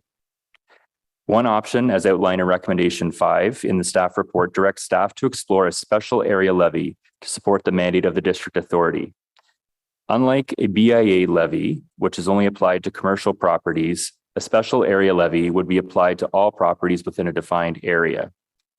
Any approved levy could only be used for a district authority initiatives of community benefit, not for operating expenses. And I want to stop right here to be clear, a special levy is not a citywide levy. It would only ever be brought forward following community dialogue of specific projects, a community referendum administered by Elections Ottawa, and for City Council approval. This is a multi-month, multi-year process, should the value proposition be there and should the community be supportive. Next slide. In terms of the public realm plan that Council approved in 2021, there has been good progress. We've renewed William Street between Rideau and George at the foot of the Rideau Centre. We are now embarked upon a public-private partnership with AC Marriott, who is opening a new 200-room hotel and condo on Rideau. And we're proud that Waller Mall, that's been closed for almost 7 years, will be reopened to the public. You've spent almost $750,000 in improving pedestrian wayfinding in the core. Public Works colleagues are rolling out a comprehensive maintenance plan for the summer and fall in the district. We've piloted flexible streets on Clarence, William, and Byward as part of pandemic relief. Next steps are Byward Market Square, William Street, and York Street, which I've shown here on the slide. We have the operating dollars to undertake design, which we'll be undertaking later this month, part of Amanda's duties. However, we do not have the funds to implement these projects. So one of the recommendations you have before you is confirming these as priority capital projects that we will seek partner government funding on. We also continue to look at 70 Clarence, the municipal parking garage, and that project will be subject to a separate report before you in this committee in the fall. Next slide. The staff report contains 8 recommendations for your consideration. Recommendation 1 relates to your receipt and understanding of the proposed mission statement, mandate, and operational boundaries of the authority. Recommendation 2 asks council to receive the resignation of the current Ottawa Markets Board of Directors. This is amicable. Approve a new governance structure and consider the appointment of 3 members at large at the upcoming MSC annual general meeting, which will be held June 28th at City Council. The new board structure will include 7 members with an additional 3 to 4 members recruited by the board over the summer and the fall and brought forward to council for approval. The first 7 board members include Mayor Sutcliffe or his designate, the General Manager of Planning, Real Estate and Economic Development or his designate, the past chair of the Ottawa Markets MSC, the past chair of the Byward Market Business Improvement Association, and 3 members of large. We are pleased to introduce Misha Kaplan, Nina Kressler, and Grace Zinn as the inaugural 3 members at large nominated to the new Byward Market District Authority Board. They were brought forward after a comprehensive search by the working group members. Recommendation 3 asks council to delegate authority to the general manager of PRED to execute the new service and asset management agreement. Recommendation 4 is the recommendation to bring forward the repeal of the Byward Market BIA bylaw by the end of the year. And I'd like to acknowledge the significant commitment and collaboration demonstrated by this BIA board and their membership towards the realization of this transformative step in the evolution of Byward Market's history and the leadership that they have shown over the last 30 years of operation. Next slide. Recommendation 5, as previously noted, seeks direction from council to explore the opportunity of a special levy. Recommendation number 6 is the confirmation of public realm priority projects. Recommendation 7 seeks council approval for $200,000 in immediate one-time funding for the authority transition costs that will come from existing resources to support an existing range of items, including branding, strategic plan, and legal costs. And finally, a fund recommendation, the approval of $100,000 in one-time funding to support permanent enhancements to Parkdale Market in celebration of its 100th anniversary in 2024. And again, these are from existing resources within the department. My final slide speaks to next steps pending council approval. As I noted, the annual general meeting of the existing municipal service corporation will be on June 28th. The city, following that meeting, and the new board will be collaborating on transition. Our priority will be on executing the service agreement and preparing for the 2024 budget and collaborating with internal colleagues to ensure a smooth transition of responsibilities. The board will focus on recruiting its additional balance of members, negotiating on their side the agreement with the City of Ottawa, establishing a business advisory committee, and completing their strategic plan refresh and a comprehensive organizational review. This concludes, Mr. Mayor, our presentation. I'd like to acknowledge and thank the members of the Byward Market Strategic Alignment Initiative Working Group for their time and expertise over the last 18 months, as well as the many internal and external stakeholders, property owners, business community organizations who have contributed valuable perspectives for a Byward that works for everyone. Thank you.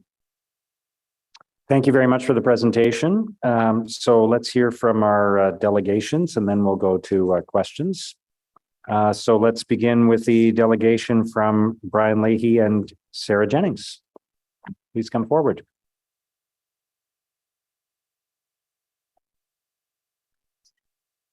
Oh, thanks.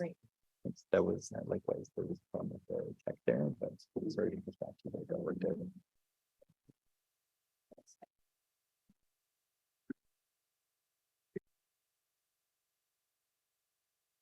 Welcome to both of you. Thank you for coming to share your thoughts, and go ahead whenever you're ready. Well, my name is Brian Leahy. I'm with a company called the Properties Group. We're one of several market property owners that have organized so we may speak as one voice to the city and in particular to the new market authority. If you exclude the NCC and city-owned lands, our group represents the bulk of the commercial buildings in the market. We fully support the creation of the market authority, but we believe private sector input from those of us that have invested and developed in the market is critical to the success of the new authority. I just briefly want to illustrate why our group believes that. And I'll do that by pointing out some of the completed private-public partnerships that have greatly benefited the market in recent years. Our company was one of 5 groups that leased from the city and then redeveloped 55 Byward Market. That building at no cost to the city was transformed from a money-losing eyesore to a productive asset of today's market. It's home to a multitude of food retailers and artisans, and it continues to generate substantial cash flow to the city. Our company also, on a long-term NCC lease, developed Clarendon Lanes on York Street. That added 120 apartments, residents to the market, many substantial retailers, and underground public parking. My colleague, Sarah Jennings, and her husband, Ian Johns, leased from the NCC and then redeveloped the entire block on Sussex between York and Clarence. This again added multiple permanent residents to the market and an entire block of retailers. The first priority of our group, though, is security of the market. Shoplifting and aggressive panhandling and having vagrants sleeping on the sidewalk is destroying the daytime activity. Nighttime security is also an issue. Gangs and shootings must stop. We as a group need to work with the board and others to achieve security in the market. Without a return to normality on security issues, our market is severely threatened. Restaurants and bars may survive, but retailers and the character of our market will slowly disappear. We have other areas of concerns. I'll touch on a few of these. Our group would like input to the goals on the redevelopment of the proposal, the parking garage at 70 Clarence. We want to see it happen, and our input will help that.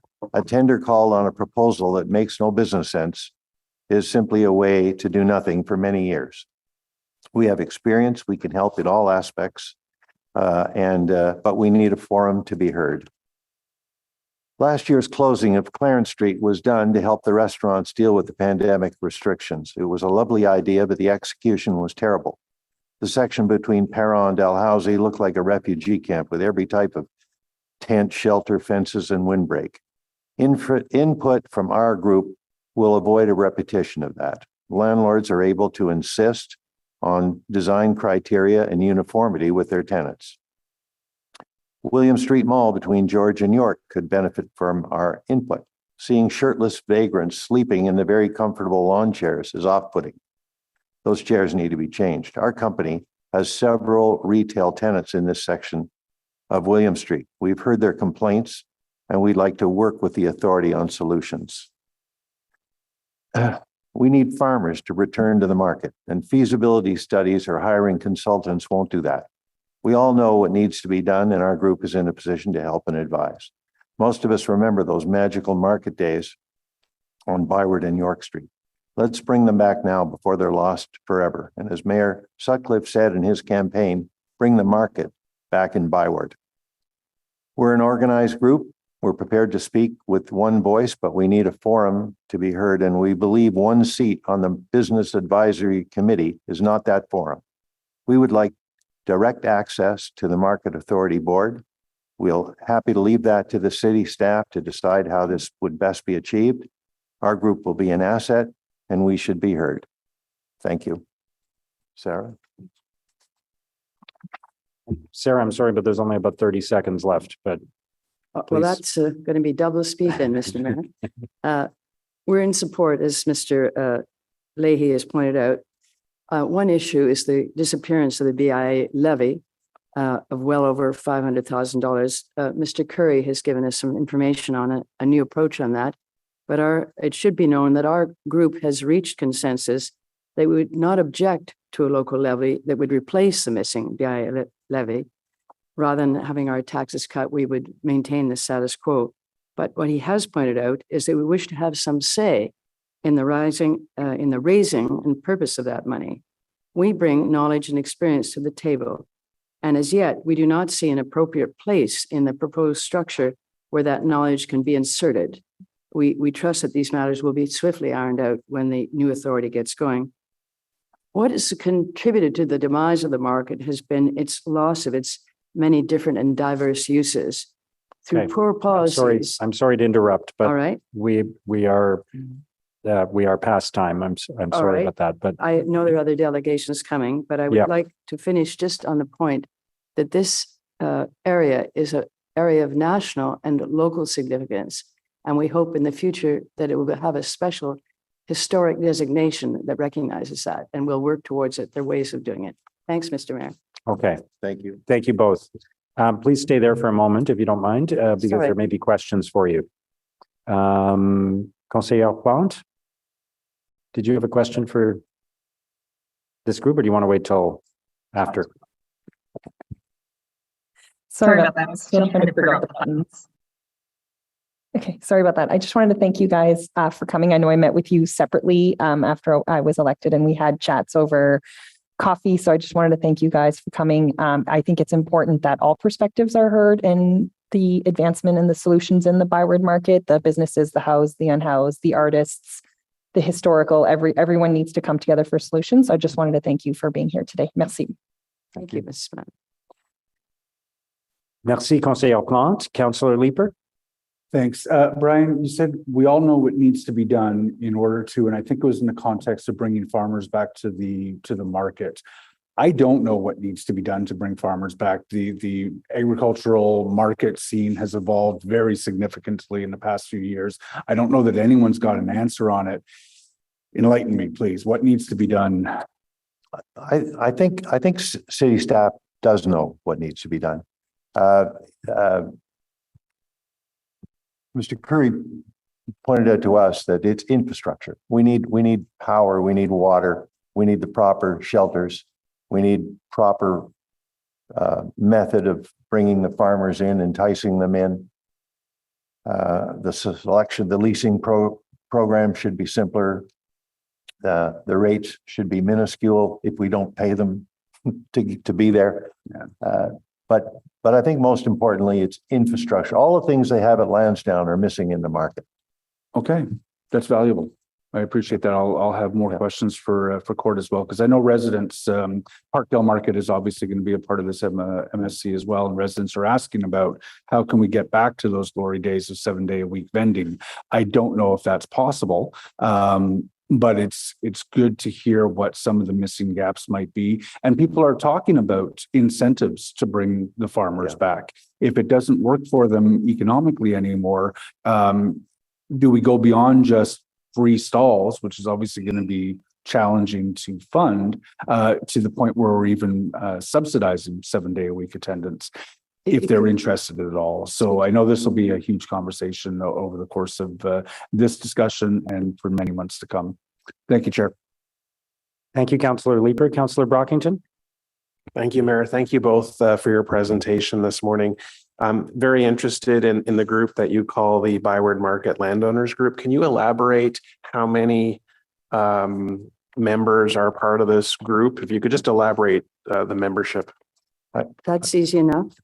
We are a group of primarily 6 major landowners, and then large corporate owners such as Morguard and Great West Life. Sorry, I'm speaking in tongues here. Are engaged in what we're doing, but as corporate entities don't wish to be part of an official group.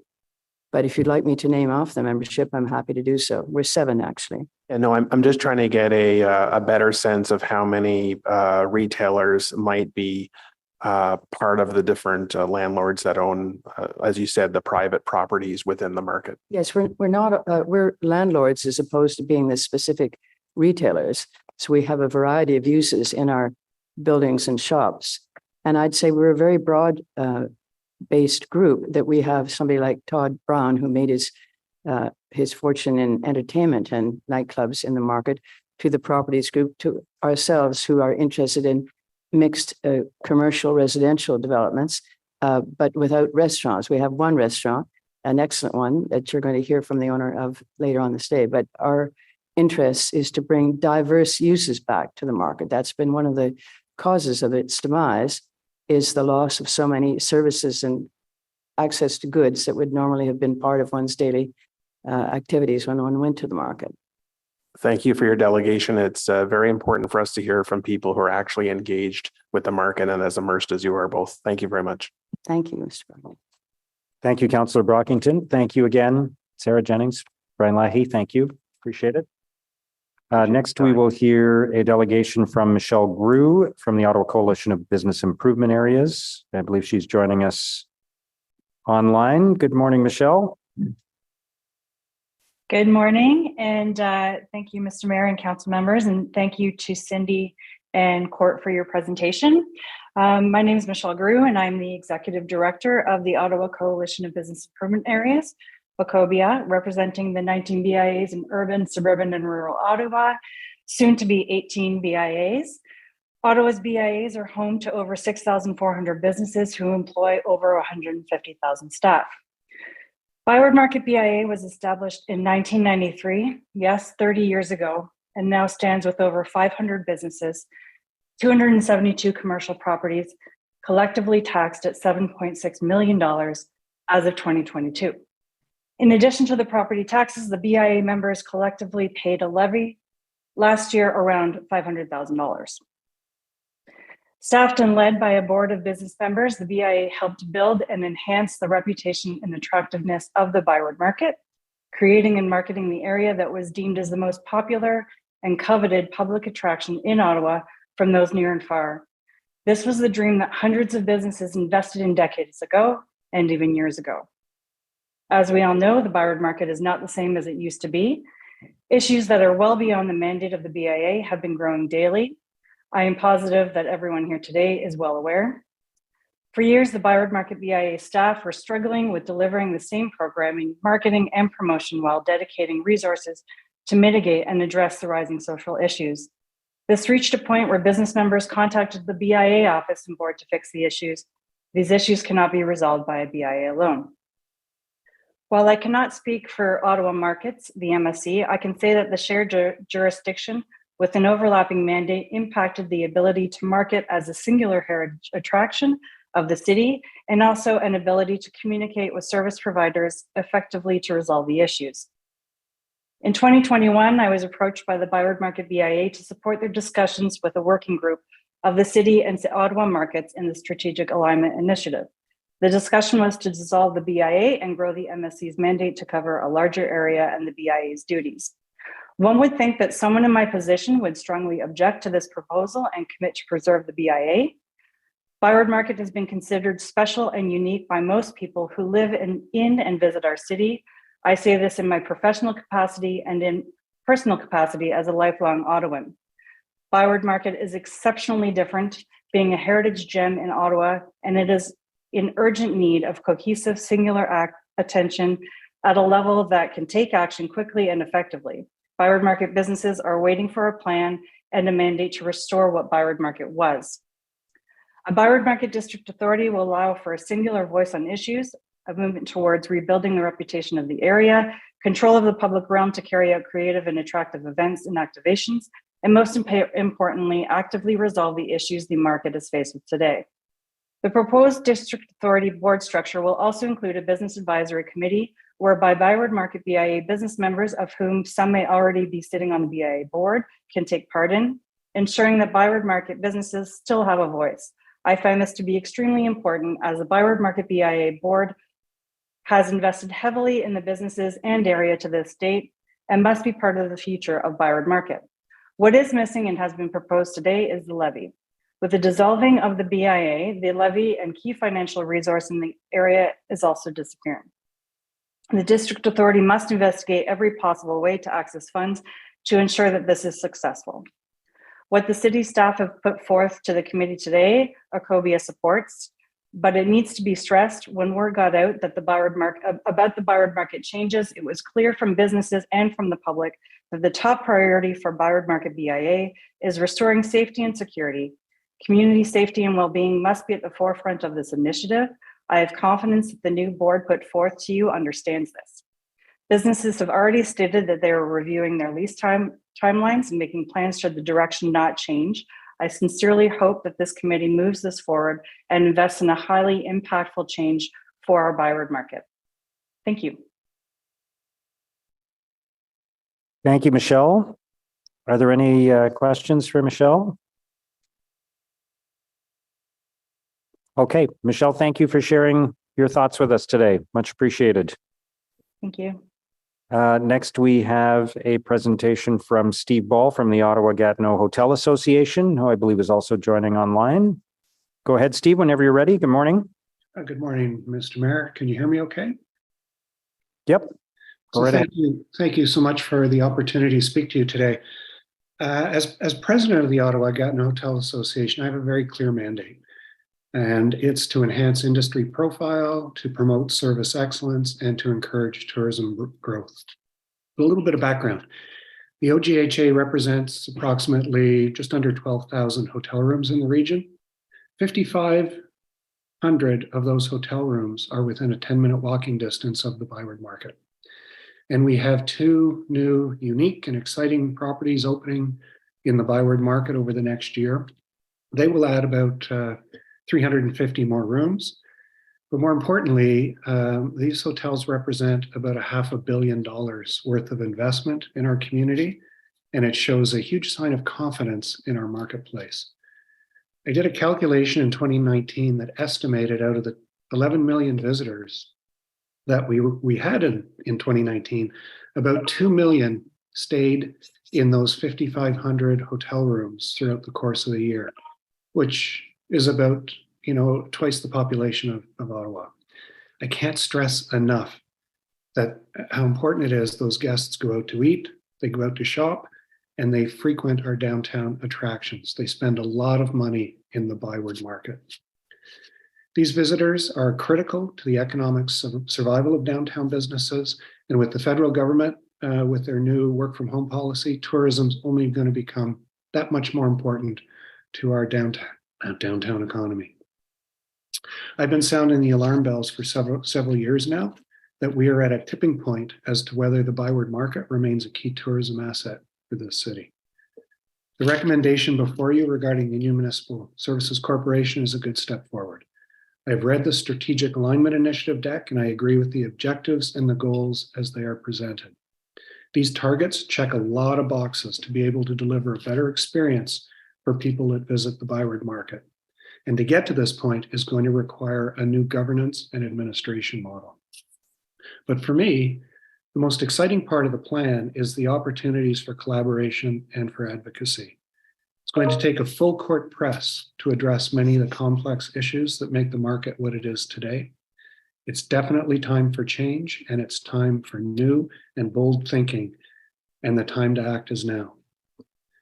Also, maintaining the community engagement team is critical, as I have heard from my members that they are so helpful and are making a difference. And we need to keep moving on the public realm plan. We need to think big. Future development, like the destination building, needs to attract new events and create activity that bring people back downtown. City staff have done a lot of legwork on this new strategy. It is well planned and clearly thought out. So on behalf of the OGHA members, we are in full support of a new district authority mandate that works specifically to improve the precinct and makes it safer and more enjoyable for the visitors to experience. Thank you very much. Thank you, Steve. Are there any questions for Steve? Okay, Steve, thank you very much for your presentation today. Our next delegation is from Stephen Becta. Please come forward. I'm a little bit disappointed that you didn't bring any food, but next time, I promise. Okay, it's a deal. Thank you, Mr. Mayor, councilors, for having me here today. My name is Steve Becta. I know a lot of you. I'm the owner operator of Play Food and Wine on York and Sussex, but also Becta on Elgin and Gazelling in Westbrook. I'm fully in favor of the City of Ottawa staff's main recommendation in today's report to create a municipal services corporation to replace the Byward Market BIA. I believe that this change is long overdue, as the Byward Market governance has been dominated by too narrow a perspective for too long, which has helped to create a monoculture that doesn't serve the Byward Market or Ottawa's long-term interests. To be sustainable, the Byward Market needs to be a thriving, mixed-use urban area that appeals to both visitors and Ottawa residents alike. A thriving district that has a reputation for being safe, compelling, culturally diverse, and fun. In order for this municipal services corporation to succeed in its mandate, I believe that the council must devote a great deal more financial resources to the Byward Market as a whole, given its outsized importance in contributing to Ottawa's reputation, both locally and internationally. I don't believe that a citywide tax or levy is appropriate in this case to support this district. I do, however, feel strongly that a greater portion of the revenue generated in the market, notably parking and other revenues, should be kept in the market to support these new initiatives on an ongoing basis. While I agree with most of the staff's recommendations for this new municipal services corporation, I feel that having only one seat of 12 on the new board reserved for businesses or property owners with a financial interest in the market is not sufficient for such a large stakeholder group. But I do hold out hope that the new board will be able to represent all stakeholders, including businesses and property owners, in reviving the sagging fortunes of the market over both the short and the long term. I firmly believe that any success in restoring the market to the crown jewel that it once was must start with safety and security. If people don't feel safe, they won't visit, plain and simple. I applauded our new mayor's campaign province to locate a police detachment in the heart of the Byward Market and hope that it comes to fruition soon. While a larger community police presence will help, much more social service supports also need to be focused on this ward, where much of Ottawa's homeless challenges and mental health issues reside. But I know that these challenges, like any other, seem smaller when they are balanced with a larger presence of locals and visitors more regularly on the streets of the area. In terms of early steps, I'm highly encouraged by the new community engagement staff that have been hired to help support the market. So my one question is to Court and Cindy, or anyone best suited to answer, is why are these amazing community engagement staff scheduled only Monday to Friday, 8 to 7, rather than when most visitors, locals and tourists alike, are there at night and on weekends? Thank you. Okay, do you want to leave it there?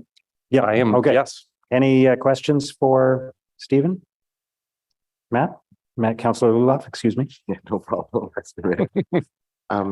So what would your suggested makeup of the board be? Like, how many representatives of business do you think would be more appropriate on the board? I would think at least two, one from businesses and one from property owners. They are very different stakeholder groups in a lot of cases. Sometimes they have interests aligned, but in many cases they don't. And I think given how large they are in terms of stakeholders, they should at least each have a seat on the board. And again, you heard from some other property owners that they would be quite happy to raise a levy, but they want some representation. Wonderful. Thank you. Thank you. Thank you, Councillor Lulaf. Councillor Brockington. Thanks, Mayor. Thank you, Mr. Betka, for your presentation, your delegation. The staff report references governance issues as one of the main reasons for the deterioration of the market over time. You talked about the monoculture view of the outgoing BIA. My question is if you could sort of short list what you think the main reasons are that people don't want to come to the market anymore.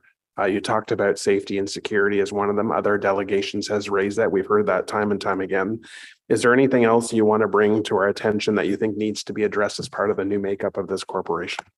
Absolutely. And I'll reiterate the monoculture. We need to give a greater variety of reasons for people to go to the market other than just bars and the occasional restaurant. I started working in the Byward Market when I was 13 years old, and the diversity of interests that brought people down there was extraordinary. And over time, it's just created this little funnel where there's less and less reasons to go there. And I'd love to see that broad diversity happen. And I think through this new municipal services corporation with a broad perspective from outside of the market would be able to accomplish that. Thank you, Councillor Brockington. Councillor Leeper. Thank you. And we're not allowed to debate at committee meetings. We have to pose questions and you get to answer them. So I want to frame it in that way. But why, Steve, have you emphasized or have you spoken about policing as a solution in the markets? My impression, and certainly when I was going door to door during the election, talking to people about the Byward Market, And particularly in the context of the LRT, the residents of Westboro can't wait for that station to open. And one of the destinations they want to visit on the LRT is the Byward Market. And it's the hurdles or the challenges that they see are that they're not necessarily comfortable with problems of housing and problems of addiction. And I'm wondering how you are looking at those as policing problems rather than social services problems. And I'm not Mr. Lieber, Councilor Lieber. I referenced in my statement both an increase in social services support, of which I'm acutely aware lacks, and policing so that people feel safer. This is an all of the above solution. It is not, and I don't believe putting more police on the streets are going to make people feel more safe. But I do know that a greater police presence, especially in a community policing model, is going to help people feel more safe. It just is. When every night on the news you hear about another shooting or another stabbing, these things need to be addressed for people to be able to feel safe going to work there. Or to visit there, just bottom line. But it's an all of the above solution that I believe is required. Okay. We're not allowed to debate, so we'll have that chat on the corner, I'm sure soon. I love it. And I just want to say thank you for the question that you posed to court with respect to the community engagement group, which is, I think, a much more effective way of dealing with challenges in the market. That ultimately will help everybody whose space the market is, including the unhoused, be able to better take advantage of this gem in the city. So thank you for that. And thank you for challenging court on that. Thank you. Thank you, Councillor Lieber. Councillor Menard. Thank you very much, Mayor. Thanks for being here. I wanted to ask you a couple of questions. The first is around the tax reduction that this council has passed for small businesses. I'm wondering if businesses are seeing that being passed along to them by the landlords that own those buildings. Are you seeing a 15% reduction for small businesses in the market that was council's intent is to see those passed along? Do you know if that's happening or not? I can only speak to my particular case. 2 of my 3 businesses have not seen the reduction. One, so in the market, yes, but in the other 2, in Westboro and on Elgin Street, no, because of the structure of the lease, we're not considered small businesses. Okay. I just encourage staff every chance I get to make sure that the actual small businesses are receiving that funding where we can, where they qualify, because certainly council has continued that, and we want to benefit the actual businesses in the area and not just the building owners. The second question, I guess, comes around Councillor Lieber's question. I suppose, given your comments, you would support a mental health response team in Ottawa. We've been very slow to get one started here, despite widespread support for it, both around the table and in the community. I suppose you would support that sort of a response team, unarmed folks that can help people that are houseless, that are using drugs, that need support for mental health crisis that they may be going through, which I think is what we're seeing in the market. Not so much I'd argue that's a much more prevalent issue in terms of people's health and needs than some of the policing issues mentioned. So I suppose you would support a mental health response team in Ottawa getting started and being present in the market. 100%. And many smart people have suggested that it is co-located with police, mental health, and homeless supports. If they can work in tandem, this would be an amazing thing. And yes, it is a much more prevalent issue. Unfortunately, the crime gets much more of the headlines and scares people away from coming down. But I believe, seeing it every day, that the homeless and mental health issues are much more prevalent. You're correct. Thank you very much. Thanks, Mayor. Thank you. Thank you, Councillor Menard. Councillor Curry. Thank you for that. I just would like, if you could please clarify what you'd said about, you were asking why somebody was not in the market more than Monday to Friday, some hours. What was the comment around that? I just missed it. So the new community engagement staff, my understanding is work Monday to Friday from roughly 8 a.m. to 7 p.m. But when our visitors are mostly there is on nights and weekends. So why it would make sense as a small business owner to have the staff there at the same time your business is there. So I would love to see them work a lot more nights and weekends because there's not a lot of people there needing their help on Monday afternoon. Thank you for that. I'm wondering if that's tied also to your earlier comment about co-locating the 3 different service providers, police, homelessness, and mental health. The challenge is people's working hours. Police work 24 hours a day. Not everybody else does. And that's one of the challenges we have, right? Try to make all groups work 24 hours a day. It's something that people don't want to do. Correct. And I'm not advocating for 24 hours a day. I'm advocating for Saturday and Sunday during the day because that's when the bulk of the visitors are there. And evenings, even till 10 p.m. instead of 7 p.m. We have lots of staff who work mostly nights and weekends. And it doesn't have to be, a city hall model of hours or any regular business model of hours. The city is hiring these people in order to represent the city when residents are there. So it would make sense to me as a small business owner that they are there when the bulk of the people are there, which is weekends and early to mid evenings rather than overnights, which doesn't make sense because people aren't there overnights. Okay, great. I have just one last question. And that is, you asked for an extra seat potentially for the business owners, so landlords and business owners. Do you think that is actually the best model? One seat on a board, then that maybe that business owner doesn't represent all the different various types of business owners, depending on how it rotates. Because the previous delegation indicated it might be better for staff to work out a way to make sure the landlords and business owners have more of say of some sort. Maybe they're a subcommittee or something like that. Are you really stuck on the 1-2 board seats? I'm not stuck on any model, but I do know that for the property owners, and speaking to them anecdotally, that they would be happy to raise a levy towards this if they felt like they had greater representation. And I think that's a great asset to have. Thank you, Councillor Curry. Stephen Becta, thank you very much. Thank you very much. Appreciate your input. Councillors, thank you. All right, let's move to the next delegate, Catherine Callery from Ottawa Tourism, who's joining us online. Good morning, Catherine. Good morning, everyone. Good morning, Mayor Sutcliffe, Councillor Kitts, and other councillors of the Finance and Corporate Services Committee. My name is Catherine Callery, and I'm the Vice President of Destination Development at Ottawa Tourism. As you all know, Ottawa Tourism is the destination organization for Ottawa, and one of our significant responsibilities is to drive visitation, creating demand for tourism-related businesses in Ottawa and to enhance the economic impact for our community.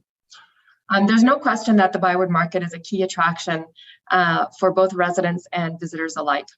As a key tourism anchor and historic landmark, the Byward Market area has become a magnet for entrepreneurs and cultural offerings of all sorts, fueling its continued position as a must-do Ottawa experience for the 11 million visitors that we welcome to our region every year. Consider even just the Shaw Centre as an epicenter for business events that draw convention delegates and out-of-town event attendees, and the amount of these out-of-town visitors who will make their way to the Byward Market in their downtime. It's a lot. And if you think about the notion that our city's brand is the sum of the experiences that people have in our city and the stories that they'll tell about our city, then just even these delegates alone have a considerable impact on influencing Ottawa's brand awareness. Unfortunately, a quick look at any travel review site, take TripAdvisor, for example, about Ottawa's Byward Market demonstrates that the stories of many visitors, including convention delegates, are not currently helping our brand. And these negative reviews risk deterring future visitors, or worse, they make convention and major event planners want to choose other cities. And this hurts Ottawa's ability to harness the full potential of the visitor economy and the positive knock-on effects that this brings to residents. Fortunately, redevelopment and investment in our hard-hit downtown core, such as what's been outlined in the Byward Market Public Realm Plan, have the potential to act as catalysts to revitalize this important destination for our city. But to achieve outcomes that can both improve the visitor experience and the quality of life of our community, we need an approach that streamlines decision-making and that removes the fragmentation that we've previously seen stand in the way of transformation in this important zone in the heartbeat of our community. And this is why Ottawa Tourism is pleased to support the recommendations provided in the report by city staff vis-a-vis the steps to take toward the formation of the Byward Market District Authority. And we feel that the formation of a single entity with enhanced responsibility and adequate resourcing would be able to advance initiatives like the Byward Market Public Realm Plan and respond to the needs of the community in a more nimble fashion, where the needs of the neighborhood can be given added weight through a single voice, which will be beneficial to achieving transformational change, particularly as we get closer to the 200th anniversary of that area. In closing, Ottawa Tourism supports this initiative to help set our city up for success by implementing the right management structure for the Byward Market, not just to recover, but to thrive in the future. Thank you. Thank you, Catherine. Are there any questions for Catherine? Okay, Catherine, thank you very much for making your presentation to us today. Much appreciated. Thank you. We're going to go next to a presentation from Su-Ling Ching of the Ottawa Board of Trade, who I believe is also joining online. Good morning, Su-Ling. Good morning, Mayor Sutcliffe. Good morning, City Councillors. And thank you for the opportunity to speak regarding the Byward Market Strategic Alignment Initiative. My name is Su-Ling Ching, and I'm the President and CEO of the Ottawa Board of Trade. And I am pleased to present regarding the transformation of the Byward Market, a significant asset for our businesses, our community, and our economy. The Board of Trade is the voice of business and a key advocate for economic development in our nation's capital. Our mission is to cultivate a thriving, world-class business community, one that drives affordable, inclusive, and sustainable city building and community prosperity. The Ottawa Board of Trade supports the establishment of the Byward Market District Authority as a model that leverages the strengths and opportunities of the area to drive city building and our economic growth agenda. I want to say congratulations and thank you to city staff and key stakeholders for a robust review and key recommendations to consolidate and modernize the governance and administrative model for the Byward Market District. This district is a critically important part of how we can shape the future of our city and elevate the lives of our citizens. Your recommended streamlined approach is an investment for our future, optimizing our resources and relationships to one vision and plan so that we can A, attract and leverage new opportunities, B, build on and sustain our current assets, and C, calibrate and integrate key objectives related to climate action, diversity and inclusion, and economic development. This new model is a great example of how we can further cultivate an environment in which businesses can thrive by simplifying communications and operations, as well as aligning marketing and programming. This action will drive business confidence, support small businesses, and attract private sector investment as well as talent. Together, we must protect and enhance a world-class quality of life in this post-pandemic world, where many global cities are diligently planning and incentivizing heavily to attract business, investment, and talent. A strong community needs all parts to thrive. Our downtown, the core of our city, continues to be challenged. Creating a diverse and vibrant downtown is foundational to the long-term cultural and economic well-being of our city and our region. Now is the time for Ottawa to thrive by shoring up on our strengths and focusing on the levers that will generate the greatest impact long-term. Innovative infrastructure is critical to economic growth and a key factor in determining where people choose to live and where businesses choose to invest. Advancing a key area like the Byward Market would optimize our investments and drive growth. Thank you once again, Mayor Sutcliffe and City Council and all the staff for your commitment to economic growth and innovation. On behalf of the Board of Trade, we are ready to support the transformation of the Byward Market, the downtown, and our city. Thank you for your ongoing support of the businesses, and we value the partnership with the city as we work to protect and enhance the quality of life for everyone in Canada's capital region. Thank you. Thank you, Su-Ling. Councillor Brockington. Thanks, Mayor, and thank you for your delegation. I wanted to ask you a similar question I asked another delegate. Can you, as the CEO of the Board of Trade, list the top 3 issues you hear from businesses that are located in the market that are challenging the vitality of the market overall? What can you pinpoint for us this morning our 3 top issues you'd like to see addressed? I'll give it a whirl, but I might follow up with you. I mean, certainly safety and security, I think, is a part of it. And making sure that as we move forward to revitalize our downtown post-pandemic, that we have diversity in the market as well. Those would be some of the top things. Great, thank you. Thank you. Okay, thank you, Councillor Brockington. Suling, thank you very much for your presentation today. Much appreciated. Next, we have a presentation from Cheryl Parrott from the Hintonburg Community Association. Good morning, Cheryl. Good morning, and good morning, everyone on the committee. The Hintonburg Community Associations worked to program Parkdale Park for more than 20 years, and the Parkdale Market helped and supported many of these events. They were the ones more than 20 years ago that actually helped us get some storage space in the Parkdale Fieldhouse, which allowed us to do events rather than haul stuff there back and forth multiple times every year. So in recent years, we've also partnered with the Wellington West BIA, and we have a renewed partnership now with Ottawa Markets in the last few years. We've had a key agreement with the city for those 20 plus years, and we have a ton of resources and supplies in the field house that we use. We share those resources, and we've been able to provide some of those resources and support to other groups and activities as well. So community use and storage at Parkdale Fieldhouse is vital for the community building that we're all doing and have done for many years. Now, the map produced shows the entire Fieldhouse under the authority of the Byward Market District Authority. We have a great relationship with Zach Daler. However, will the next executive director be so supportive? We don't want to leave that to chance.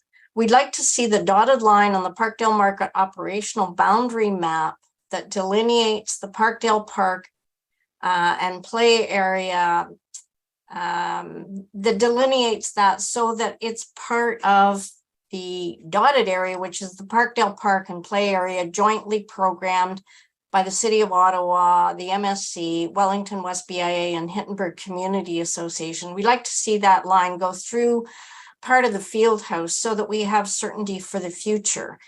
And I've been back and forth with staff, and they provided some responses, but the wording of the responses still leaves a lot of worry as to how this joint use of the field house will manifest.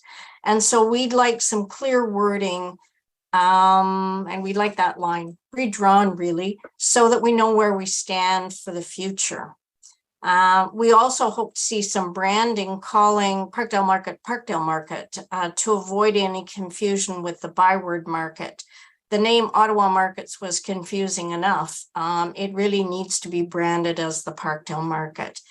And we're really thrilled to have the city's support for the 100th birthday of the Parkdale Market next year. Thank you. Thank you, Cheryl. Councillor Leeper. Thank you very much, Mayor. Thank you very much for the presentation, Cheryl. I share all of your concerns. A little bit later, when I have the opportunity to ask questions to staff, I'll be asking them if they'll take direction in the course of creating the new agreement between the city and the MSC with respect to the field house, to take it as explicit direction that that agreement carve out and guarantee the community groups their space in the field house. I hope that will be satisfactory for you. So just a preview of what's coming up in a very unscripted and spontaneous exchange that I'll have with staff later. Thanks, Chair. Thank you. I believe that's called foreshadowing. Any other questions for Cheryl? Okay, thank you, Cheryl. Thank you. Much appreciated. So those are all the delegations that we have. So I'll open it up to members of the committee and councillors to join in the conversation about this and ask any questions of staff. Conseiller Plante. Oui, merci. Une chose est claire, on veut rendre le plus convivial et de protéger ce lieu historique et touristique davantage comme d'autres villes le font. Without a doubt, the Byward is one of the most beloved public spaces in Ottawa. It is Ottawa's premier artistic and cultural hub. Sorry, Jeff. It is located in an urban historic location steeped in rich Indigenous, Francophone, and Irish history. This unique destination attracts millions of visitors each year from the National Capital Region and around the world to film movies, visit art galleries, big and small, visit our unique shops, or just to have a beaver tail. A bit about my history with the Byward. When I moved to Ottawa about 20 years ago, I was a waitress at a place called The Cabin on York Street. We had a mechanical bull. I learned a lot from being a server. I learned effective communication from our regular and tourist customers. I learned how to listen. This was a time when the Atkins diet was really popular and we had a lot of interesting food orders.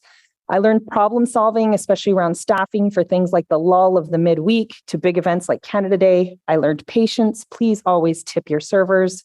And I learned social perceptiveness, especially around safety and customers that drank excessively. The Byward Market of 20 years ago is facing a lot of the same challenges I saw then, but on steroids. To be blunt, rapid intensification, the overconcentration of social services in Ward 12, and haphazard rules and regulations not aligned on the various levels of government, plus the housing and opioid crisis has meant that no one is happy. The businesses are not happy. The residents, housed and unhoused, are definitely not happy. And the feedback that I get over and over is there's too many meetings and not enough action. Today is the day we get to action. I'm encouraging everyone to get on that mechanical bull. I'm happy to not only support the move towards the new district authority, but I encourage everyone to check out other municipal service corporations such as Granville Island and the Distillery District. These are operationally self-sustaining and have found harmonious balance between residents, businesses, cultural life, and tourism. Nous avons tous le même objectif, positionner le marché bail parmi les destinations de calibre. We all have the same objective. We want to make this a world-class destination. Let's work together to optimize the commercial performance and to create new tourist marshes to focus on positioning our Byward Market as a unique destination. We have to put visitors at the heart of our action. We have to personalize our approach towards visitors. We have to work actively to make this a destination to stimulate the development of innovative projects to improve the lives of all residents, no matter their level of income. Committee members to take seriously the comments we heard from our delegations, and thank you for listening. Merci, Conseillère Plante. Colleague for acknowledging the historical and cultural significance of the market. I've said outside of my own ward, I have always loved coming down to the market. Those first few field trips as a child in grade 1 or 2 in October, the sea of pumpkins and apples and that exposure, certainly my love for the color and the good smells and sights and all the diversity that the market offers. And cities need to have thriving markets. And when I travel, I go to markets. I make it a point to go to cities markets wherever I travel to see that. But we have to have an honest conversation as well. The market has been on life support for years. Some believe that the less rights have already been given. And many have expressed legitimate concerns with the market overall. Safety and security is one piece, but it's that destination draws. Why do I want to come from my home outside of the downtown core to come to the market? So there's different target markets that we want to attract down to the market. But that's why I asked some of the delegates today, what do you believe the top few issues are that we have to address? Because we need to have an honest conversation going forward. I have some governance questions to start off. The BIA, current BIA, from what I understand, is winding down. There was no levy charge this year. The office is closed. Is it somewhat presumptuous to have taken these steps when committee and council hasn't made any decision yet on the new corporation? Thank you for the question, Mr. Mayor. The BIA has been at the table as part of the working group through the last 18 months. And it's been their decision to wind down operations, but I can assure you that the board is still intact. So they do still exist. And in fact, they are spending surplus funds to manage some social media and marketing through the spring and summer season as they wind down the operations headed towards a repeal of the bylaw. Thank you. Who will the new Byward Market District Authority be accountable to at the end of the day? The Byward Market District Authority is still the Municipal Services Corporation. So the structure that's in place right now for the Municipal Services Corporation remains. So the MSC is accountable to council. There is one member and it is council, and they typically report out at an annual general meeting of the member every year. And that will happen this year on June the 28th at council. In his presentation, Mr. Curry referenced that the boundary for this area should be fluid. And I have some concerns with that because I think there's some advantages of saying, here is the actual boundary, particularly if we're going to talk about a levy, and come back to committee and council if we want to talk about expanding that boundary or shrinking that boundary. Can you just elaborate on the word fluid in that regard? Thanks, Chair. There are many boundaries in the Byward Market area. We've got a Heritage Conservation District. Council's approved a Special Economic District. We have the Public Realm Plan boundary. So what the working group did is looked at what the nucleus of the Byward Market was, where the most commercial assessment is, where the most investment needs to be in terms of public realm. And that business case that we've developed is predicated on that boundary. What I meant by fluid, Mayor, is that it is somewhat of an artificial boundary. Yes, they will maintain that level to a higher order of placekeeping. Yes, they will load it up with pageantry and events, but they will be very cognizant of their surroundings, the social service agencies that surround them, the other public spaces that surround them, the other business groups that surround them. And over time, as this organization matures, they may wish to expand further as the business case and the financial risk is mitigated in collaboration with the community. So it's a point in time based on a financial model and based on highest order of need, but is meant to evolve. Recommendation 5 talks about a special area levy to support the mandate of the district authority. When you splice that out, it doesn't mean the annual operating costs to keep the authority afloat. It talks, I think what you're getting at are special projects that you want to, that have been agreed upon to augment the overall enjoyment of the area. Can you just confirm that, please? And then if that's the case, if my interpretation is correct, how does the authority receive funding on an annual basis to pay staff and address other operating costs? So Chair, on your first question, absolutely. The intention would be that the levy would, if enacted, would go towards very specific projects. Council may be familiar with mosquito levy in Canada North, sound attenuation, wall that was levied in Canada North, Stonebridge golf course acquisition. So we have some familiarity with levies. However, it must be a very specific project, subject to extensive consultation, and I must stress a vote within the community, and then brought forward to council. This is a long process. This is an option of several before the board.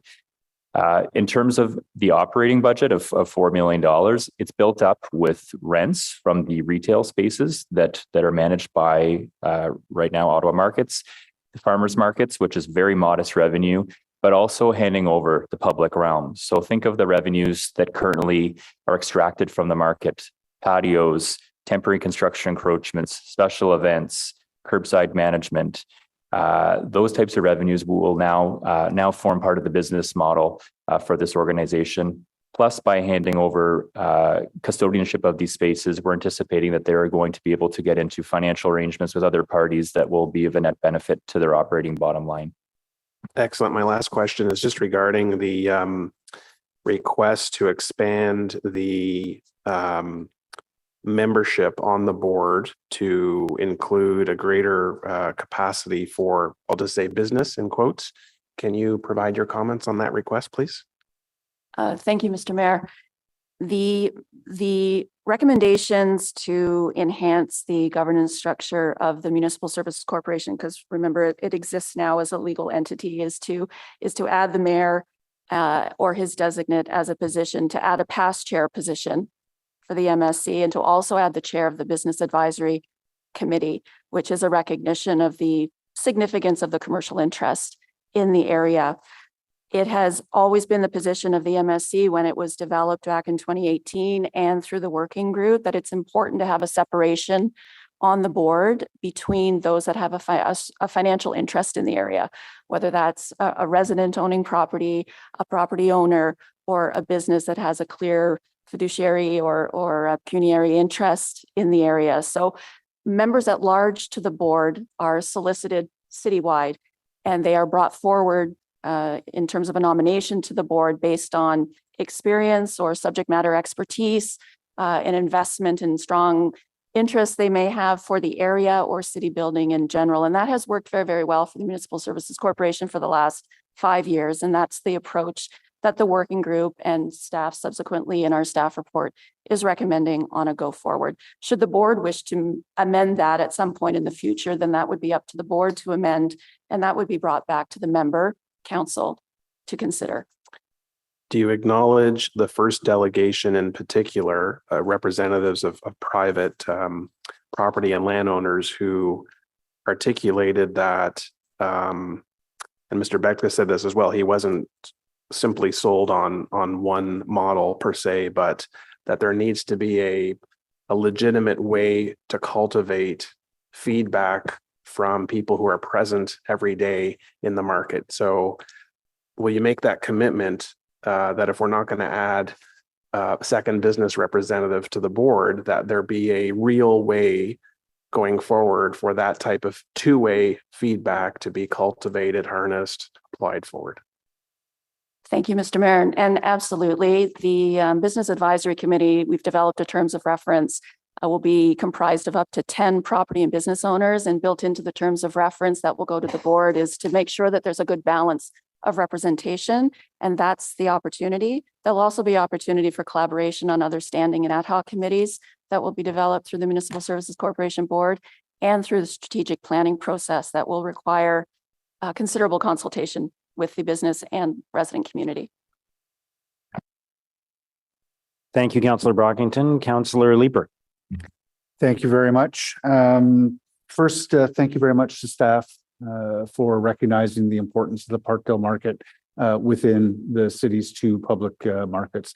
It'll celebrate 100 years next year. It is an anchor in our community for those who are interested in how strongly I feel about the importance of Parkdale Park as a city-controlled park within our community. Please take a look at the comments that I wrote. Thanks also for the change in the draft language that I saw with respect to the map that indicates the park is programmed by a partnership in the community that's done some fantastic work over the course of the past decade or so.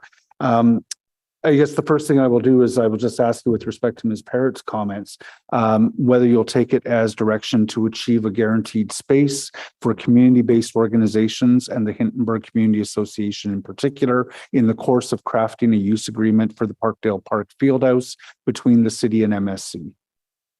Yes, Mayor. Okay, thank you very much for that. So one of the questions that has been posed, I believe it was Mr. Leahy early on, is respect to bringing farm vendors, 7-day-a-week agricultural produce vending back to our markets. Mechanicsville, I think, is widely considered to be a food desert within the city. Parkdale Market is within easy walking distance of much of Mechanicsville. Is there a realistic hope that 7-day-a-week agricultural produce vending during the season is ever going to be a reality again? Mayor, I'll first start off by saying that you'll be hearing from Zach Daler, who's the Executive Director of Auto Markets, on June 28th at the meeting of the members, the AGM for Auto Markets. And Zach, I feel, can speak more authoritatively than I can, or Cindy or Amanda, with respect to your question, Councillor. But certainly, our view is on the macro level. The city has evolved from two public markets, Parkdale and Byward. We now have 22 beloved markets in many of your wards.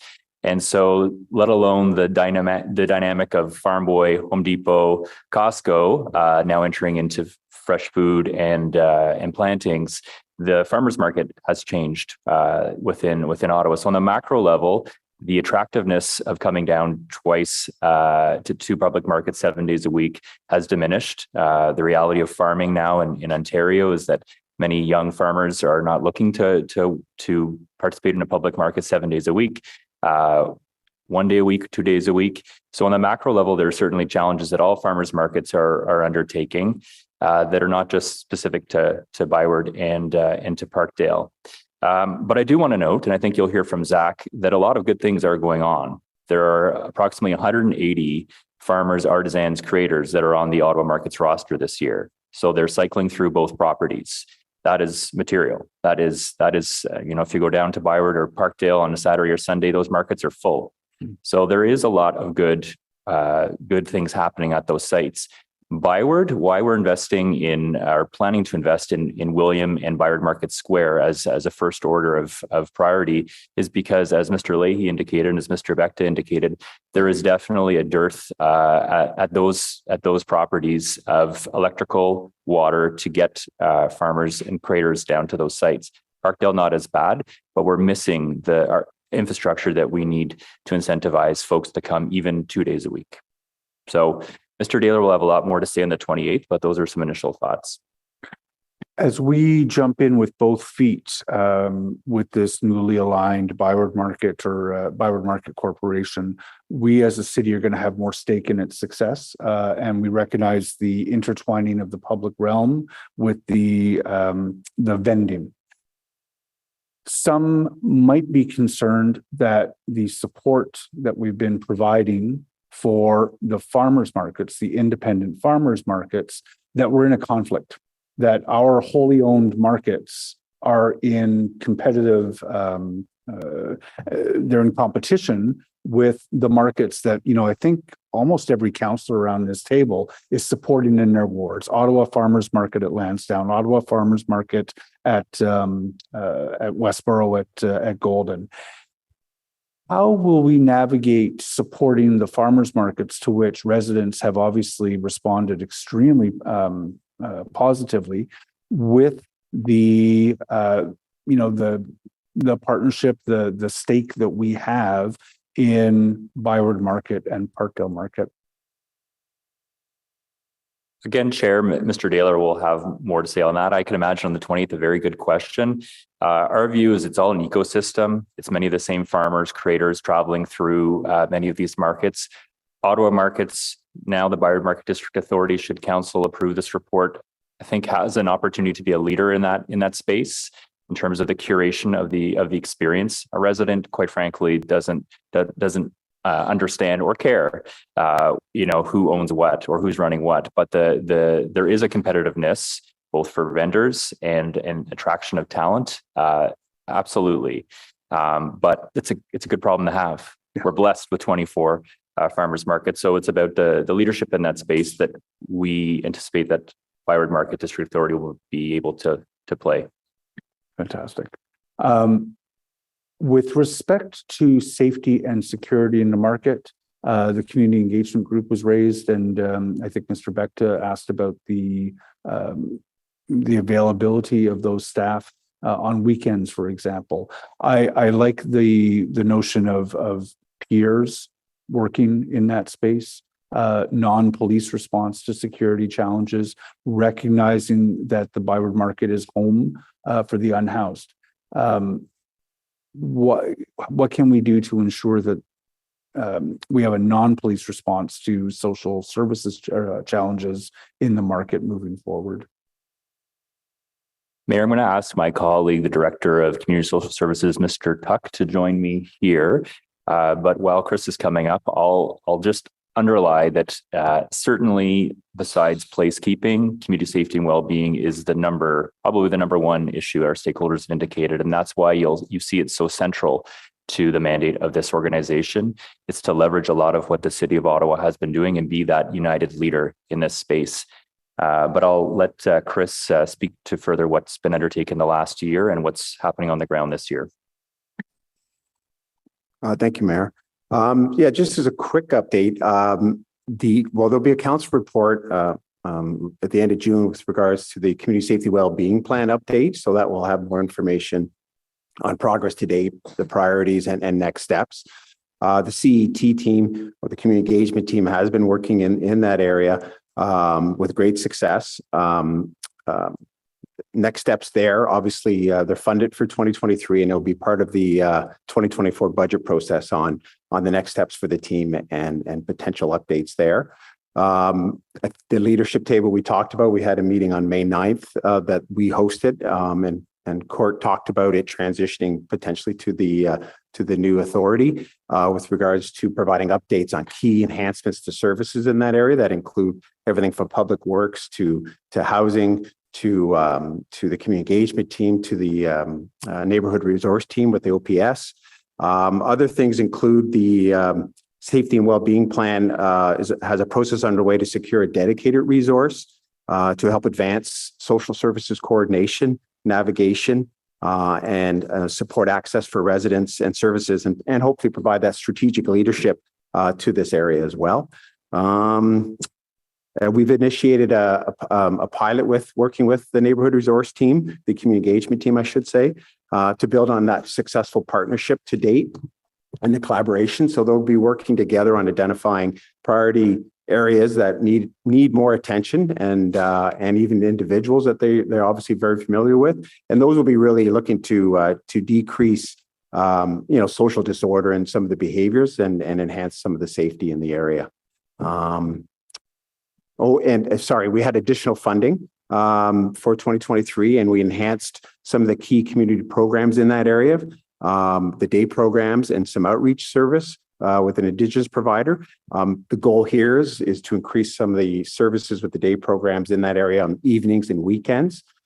This will obviously promote access to bathrooms, to crisis services, and just respite to get out of the elements if needed. And so those are some of the highlights happening this year. Okay, Mr. Mayor. That sounds encouraging, and the payoff for us as a city will be huge if we are able to successfully help people feel safer. But the best investment that we can make is not in policing in the market, but in ensuring that everyone can coexist in their space. So I'm looking forward to hearing more in that community and safety wellbeing plan. Mayor, thank you. Thank you, Councillor Leeper. Councillor Dudas. Yes, thank you, Mr. Mayor. I wanted to thank Councillor Leeper for asking that last question regarding community safety and well-being. I know that was something that really resonated with me as I was listening to the delegates, that many of them mentioned that that's the number one. So I'm happy to hear about that work that's taking place. I'm going to actually go off on a little bit of a side note here because I'm curious as to how people who are living in the market fit into this municipal corporation and this new board authority. And I say that because we know that with the public realm plan, there is the intention for more residential development. We see all the residential buildings that are going up in the area. There's more people living in the market, and there will be more people living in the market than there ever has been. So I'm curious, we're talking a lot about businesses and their voice and landlords, and all of those are absolutely essential to the success of the market and attracting people to it. But how are we incorporating the voices of the folks who are either living there now or living adjacent, or those who will be living there in the future, into what happens in the market going forward? Mayor, thank you very much for the question. Very good question, Councillor Dudas. In terms of good problems to have, we have 600 hotel rooms that are in construction right now within the district, and almost 1,000 residential units, both condo and apartment, under construction, 4 cranes up. And that doesn't account all the developments happening down Rideau that's come online in the last 2 years. Community representation is key, and it'll continue to be encouraged and brought forward through many means. Amanda will be leading the infrastructure project development within the district, and that will be subject to ongoing community input. There will also be a standing committee, community safety and well-being, that will be a standing committee of the district authority should the board endorse this model. So that will be made up of community representatives that will feed into the leadership people that Mr. Tuck spoke of. Besides that, we will have a vendor and a retail standing committee that will also solicit the impact input rather of all residents within the ward.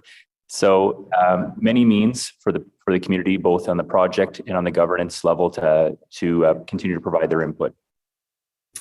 I do appreciate that. And I think, I'd like to see that also incorporated. You mentioned it'll be involved, but I say that because, when people live in a community, including a market in a busy tourist space, they have unique insights, maybe more greenery needed, more benches in an area, a dog park. I've traveled around, I've had the privilege of traveling around the world, and you can go to Barcelona, places like that, and they'll have a playground structure right in the heart of a busy market area, business area. So things where people want to be might be very different depending on if they live there, and it might attract people from the suburbs, myself included, if we're able to have our kids plan on play structure in the market. So I'm just putting that out there in respect to that. I now have a financial question that's tied to it. We're talking about the levy. You put the map up in regards to where the boundaries would be. Are you also looking at imposing the levy or instituting the levy on residential? Are you talking about it specifically only for businesses that would have been applied, it would have applied to under the former BIA levy? Thank you, Mayor, and thank you, Councillor Dudas.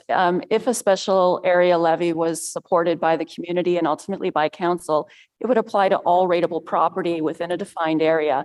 That defined area would be, again, subject to consultation and subject to a vote on the part of the community. So if you consider the Byward Market District Authority operational boundary that's included in the staff report as a beginning, there's clearly an area of influence outside of that area that would benefit potentially from a project, an initiative that was subject to a special area levy. So that boundary can be drawn anywhere, but all of the rateable properties within that boundary would be subject to the special area levy. But again, we cannot stress enough that it is subject to consultation and engagement with the community. And by community, that's residential property owners and business owners. That's everyone within the community. It would be subject to the final endorsement of council following a vote by the community. That's appreciated because once again, I tie it back to the fact that the folks who are living in the market or adjacent, they're just as invested in this as the businesses. Everyone wants to see this area thrive, and they may feel that it's worth the investment, much like those who are living in the Canad area with the mosquito programs. We've tried levies before, and it's been established for residential as well. So that's it for the questions for me. I'm very, very happy to see this report come forward. I look forward to the community and safety wellbeing plan update and more updates on the public realm plan and how that's going. But I have such high hopes for the Byward Market. It's an incredible space. It's a city space. We are all invested in it. And I'm very pleased to see this report come forward. Thank you, Councillor Dudas. Councillor Menard. Thanks very much, Mayor. And Councillor Dudas actually asked the exact questions I was going to ask on those two pieces. And I agree with the councillor. We need to find a way to have local residents included, particularly as some of them will have the levy applied to them. How much residential is there in that area that you've defined in the map that you included in the report? Mayor, I want to start off by just ensuring that the committee appreciates that through this project, we've approached that the best place to visit is the best place to live. So the needs of residents, Councillor Plant has been very consistent. I apologize for the feedback. It's been very consistent, as has the Lower Town Community Association, emphasizing that point. We know the data tells us that the market has a difficulty attracting both 8-year-olds and 80-year-olds. We found that through the public realm plan, two ends of the scale, both from a residential perspective and a visitor perspective. In terms of your specific your question, Councillor, I'd have to take that away and look at the exact assessment. But again, as Ms. Van Buskirk emphasized, the special levy, if ever implemented, could be a street, could be 4 streets, could be ward. It's a defined geographic area that would have to be determined based on the project in mind. Okay, thank you for that. I certainly agree with the concept of an 880 city, both in transportation and in local placemaking. So appreciate that concept. is the expectation, though, I think I saw a figure that it was $576,000 that the BIA, somewhere around there, previously had recouped. Is the expectation that that would be equal to that or close to that in terms of a levy that would come, or what's the expectation, or how much funds could be raised from that special district? Thank you, Mayor. The work remains to be done in terms of considering the opportunity for a particular initiative, particular infrastructure project, a particular initiative of community benefit. It could be related to the community engagement team and potentially raising funds to support that type of outreach in the area. Clearly, with the service downloads and revenue generating opportunities that the MSC will have provided by the city under this new model, they will be generating additional revenue. They also have a broadly expanded mandate that includes all of the prior BIA responsibilities. And an order of magnitude in terms of the levy is approximately $550,000. I would think minimally, if we were going to move forward with a special area levy as a recommendation as a council, we would be recommending certainly recouping that, but potentially looking to generate even more additional funds. Okay, I think that's helpful, Mayor. Just last question around the parking garage at 70 Clarence. So I'm just wondering, I know we had a previous report about this parking garage, and I'm wondering if there's an update on that, where we currently sit, and what the plans are at this date for that structure. Thank you for the question, Mayor. Yes, Councillor, in 2021, when Council approved the public realm plan, you did approve a direction to staff to look at the redevelopment of the parking garage. City staff did issue a request for expressions of interest earlier this year. We did have interest from the private sector, and through that process gleaned a significant amount of information in terms of potential recommendations to bring forward to Council. We have recently engaged Collier's project leaders out of their Vancouver and Toronto offices to provide our staff with more advice, and we will be consulting with stakeholders, community members, the district authority over the course of the summer and the fall, and expect to bring a report forward to Council later this fall in terms of next steps. Okay, thanks for that, Mayor. Thank you, Councillor Menard. Conseillère Plante. Oui, merci beaucoup. So I'm going to ask some kind of basic questions just because this will probably get clipped and put on my Twitter. But anyways, okay.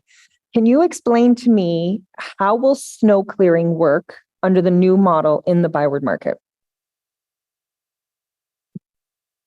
So, Councillor, I'll explain to the best of my abilities. Alain and Quentin likely could do a more eloquent job than I can. As I indicated earlier, Byward does have the highest level of maintenance quality standard for any part of Ottawa. The intention on the ground for winter 2023-2024 is the status quo. Part of the service transition to district authority may mean that level is raised even higher. So for our great public spaces, Ogilvy Square, Williams Square, York Square in front of the auto letters, hand shoveling, doing what it takes to get Winterlude further down into the district, to ensure that Monday to Friday, our businesses in the winter dark months have the ways and means to have more events attracted. So short story, same level of great service, only to get better as the organization matures. So it won't be privatized. It'll still be managed by the city, correct? Correct. Okay. And then under the new district authority, say a light bulb goes out on a street light. Again, will that also be managed by the city, or will that be something that's privatized? So, Mayor, just for clarity, nothing will be privatized in this model. It'll remain a public organization.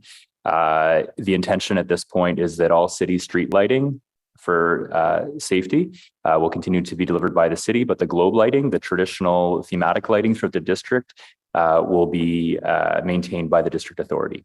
Okay. And the business activity director position, how will that work to be hired? We're having someone transitionally, and then eventually it will go to a competition process. Is that what I'm understanding?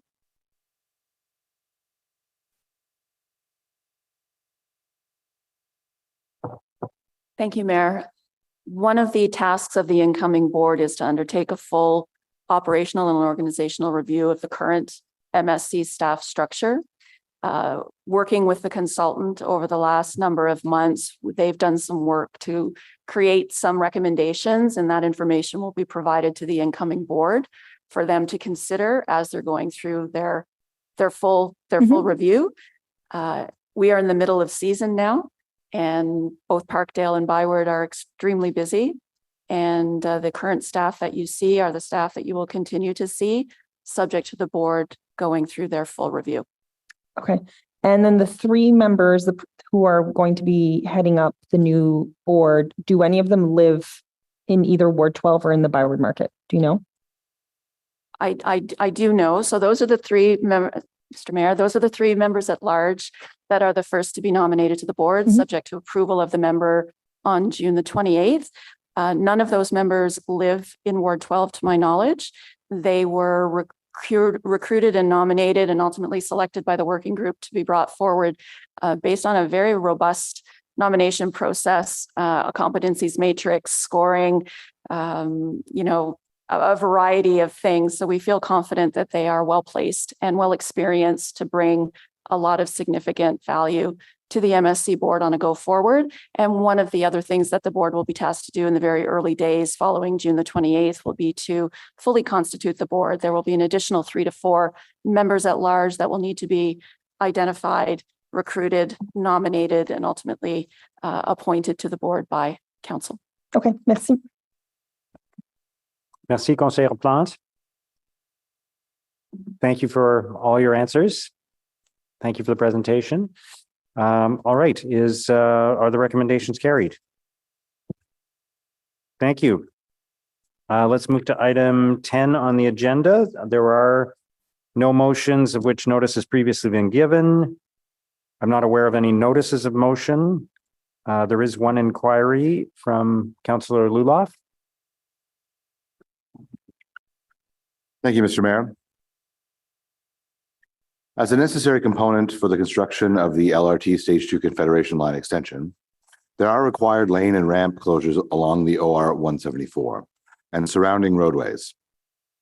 The contract with East-West Connectors allows for a certain degree of flexibility with regards to the closures in order to facilitate works and or to ensure the safety of the construction activity.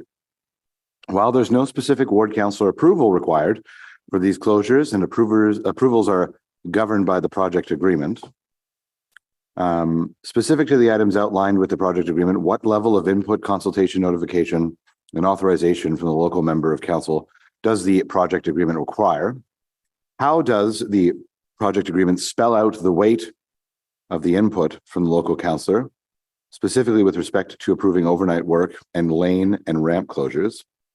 When a closure is deemed necessary by Stage 2, what is the required advance notice, communication channels and methods, maps or detour materials shared as part of those public notices, detour information signage on site and on surrounding streets, and is the Stage 2 project agreement with regards to this approval process in line with industry best practices? Thank you very much. Thank you, Councillor Luloff. Is there any other business? Okay, motion to adjourn. Carried. Thank you, everyone. Merci beaucoup.